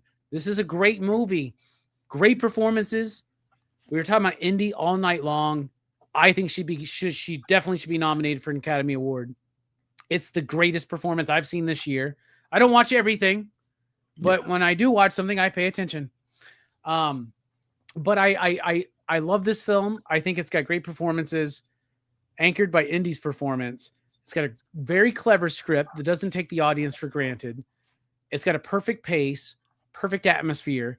The music is way more nuanced and important than you may think at first, and thematically very rich. We talked about a lot of that shit tonight. So yeah, 5 you digs. 5 slips. 5 across the board. Perfect score. I love this movie. Go watch it. Looks like Joe Bob says watch it. I don't know if Joe Bob says watch it, but Robbie Bills and Dylan says watch it. Hey, Rogue Collecting says have much fun with Obsession, unsettling, funny, and great acting. 5 out of 5. Pretty much, high ratings. 5 from Rogue. So what did I say? 2 gun, I think, said 4.5, and 4.5 slips, and Evan gave it a 4.75. So, like you said, the hype is real, man. And yeah, man, great one to kick off DHS. Been too damn long. Took too long of a fucking break. That's for damn sure. So glad to be back. Glad to have you here with me, man. Just like old times, brother. Just like old times. And you'll be busy the next couple of weeks. You got what is it? What's the con called again? Heroes Con, man. Heroes Con. But I know you said once you're back and you're good, you get some time, we'll be doing the next biggest movie going on right now, The Backrooms. So super excited. Wait. 2 weeks from tonight, man. 2 weeks from tonight, the 21st. We'll go Sunday again, 10 p.m. Eastern. Yep. Okay. So perfect. We'll be back with The Backrooms, directed by Kane Parsons, youngest director to ever direct a movie, I guess, for Hollywood. So there's going to be a lot of good stuff to talk about with that, starring that Chiwetel Ejiofor or whatever. He's always great. Chiwetel Ejiofor from Doctor Strange and shit, dude. Yeah, he's always good. He's great. Good. Isn't he in Serenity? Right? Is he not the bad guy in Serenity? Where he's like, so, I will kill you all. Yeah, he's always really good. He's so good. They underused him in Doctor Strange, man. I hope he gets another chance to come back. Because I wasn't sure what they would do with Backrooms, and then when I saw he was cast, I was like, okay, that like kind of put me. Because even though I don't really know, because I was like, what can you do like for a feature movie with this, you know? But I guess they plan to do sequels, you know. So yeah, I'm excited. I'm excited to see what the future holds for this IP. Heck yeah, dude! So, I'm more excited for the future. Dylan's Horror Show, DHS, dude. We're back definitely in 2 weeks. Who knows what Dylan can wind up conjuring up going forward, y'all. But if you like the show, you like the return, be sure to comment on the video after the live, hit that thumbs up, share it with all your horror movie loving friends, y'all. DHS is back. Brother. And y'all ain't seen nothing yet. And dude, this has been so much fun, Dylan, dude. And what a great movie to kick it off with. Like maybe the best horror film of 2026. Dude, I don't know what's gonna happen the rest of the year. I don't know how we're gonna feel about the back room. But man, oh man, Obsession was fucking brilliant, man. Holy shit. Was, man. I think it's the most blown away I've been since Barbarian. I think I said that at the beginning. I think so too. Yeah. Seriously, dude. Yeah, let's check out some of his comedy shorts and get back to me on what you think of him. Just because I think those guys, I think they got something, man. And you know, Jordan Peele's like really just taking it back to producing and stuff. But I think these guys really have something, man. And I'm excited to see. I can't wait for that Anything But Ghosts. And I just can't believe he got TCM, man. And I'm fingers crossed, man, because that fucking IP needs a revitalization, man, and there's so much they can do with it, and I just can't wait. I hope he fucking knocks it out the park, man, because it's like we don't ever want any of these movies to be bad. Like we want to see good movies, so it's like I can't wait, man. It's gonna be fucking crazy. I think he said the next 3 years of my life are locked in, so he's got some shit coming for us. I don't know if I don't think that's just like Anything But Ghosts and TCM. I'm sure he's got maybe one more thing in between that hasn't been announced yet. Because I think he was saying he had something that he can't talk about yet. Because he said he hasn't even there's no writing or anything for TCM yet, just ideas, like little notes that he's putting. So yeah, I think he's got like 2 more things coming, and then we'll finally get TCM. So I'm so excited. Can't wait, dude. And yeah, I don't want to keep you. I know you fucking got to get going. So I didn't expect us to go over 2 hours, man. So we shall see you guys in 2 weeks. Thank you, everyone, for coming and hanging out. I appreciate everyone. You guys are always the best chat out there. And hope you have a great rest of your night. Have a good week. And we'll see you soon. Peace out, guys. Later.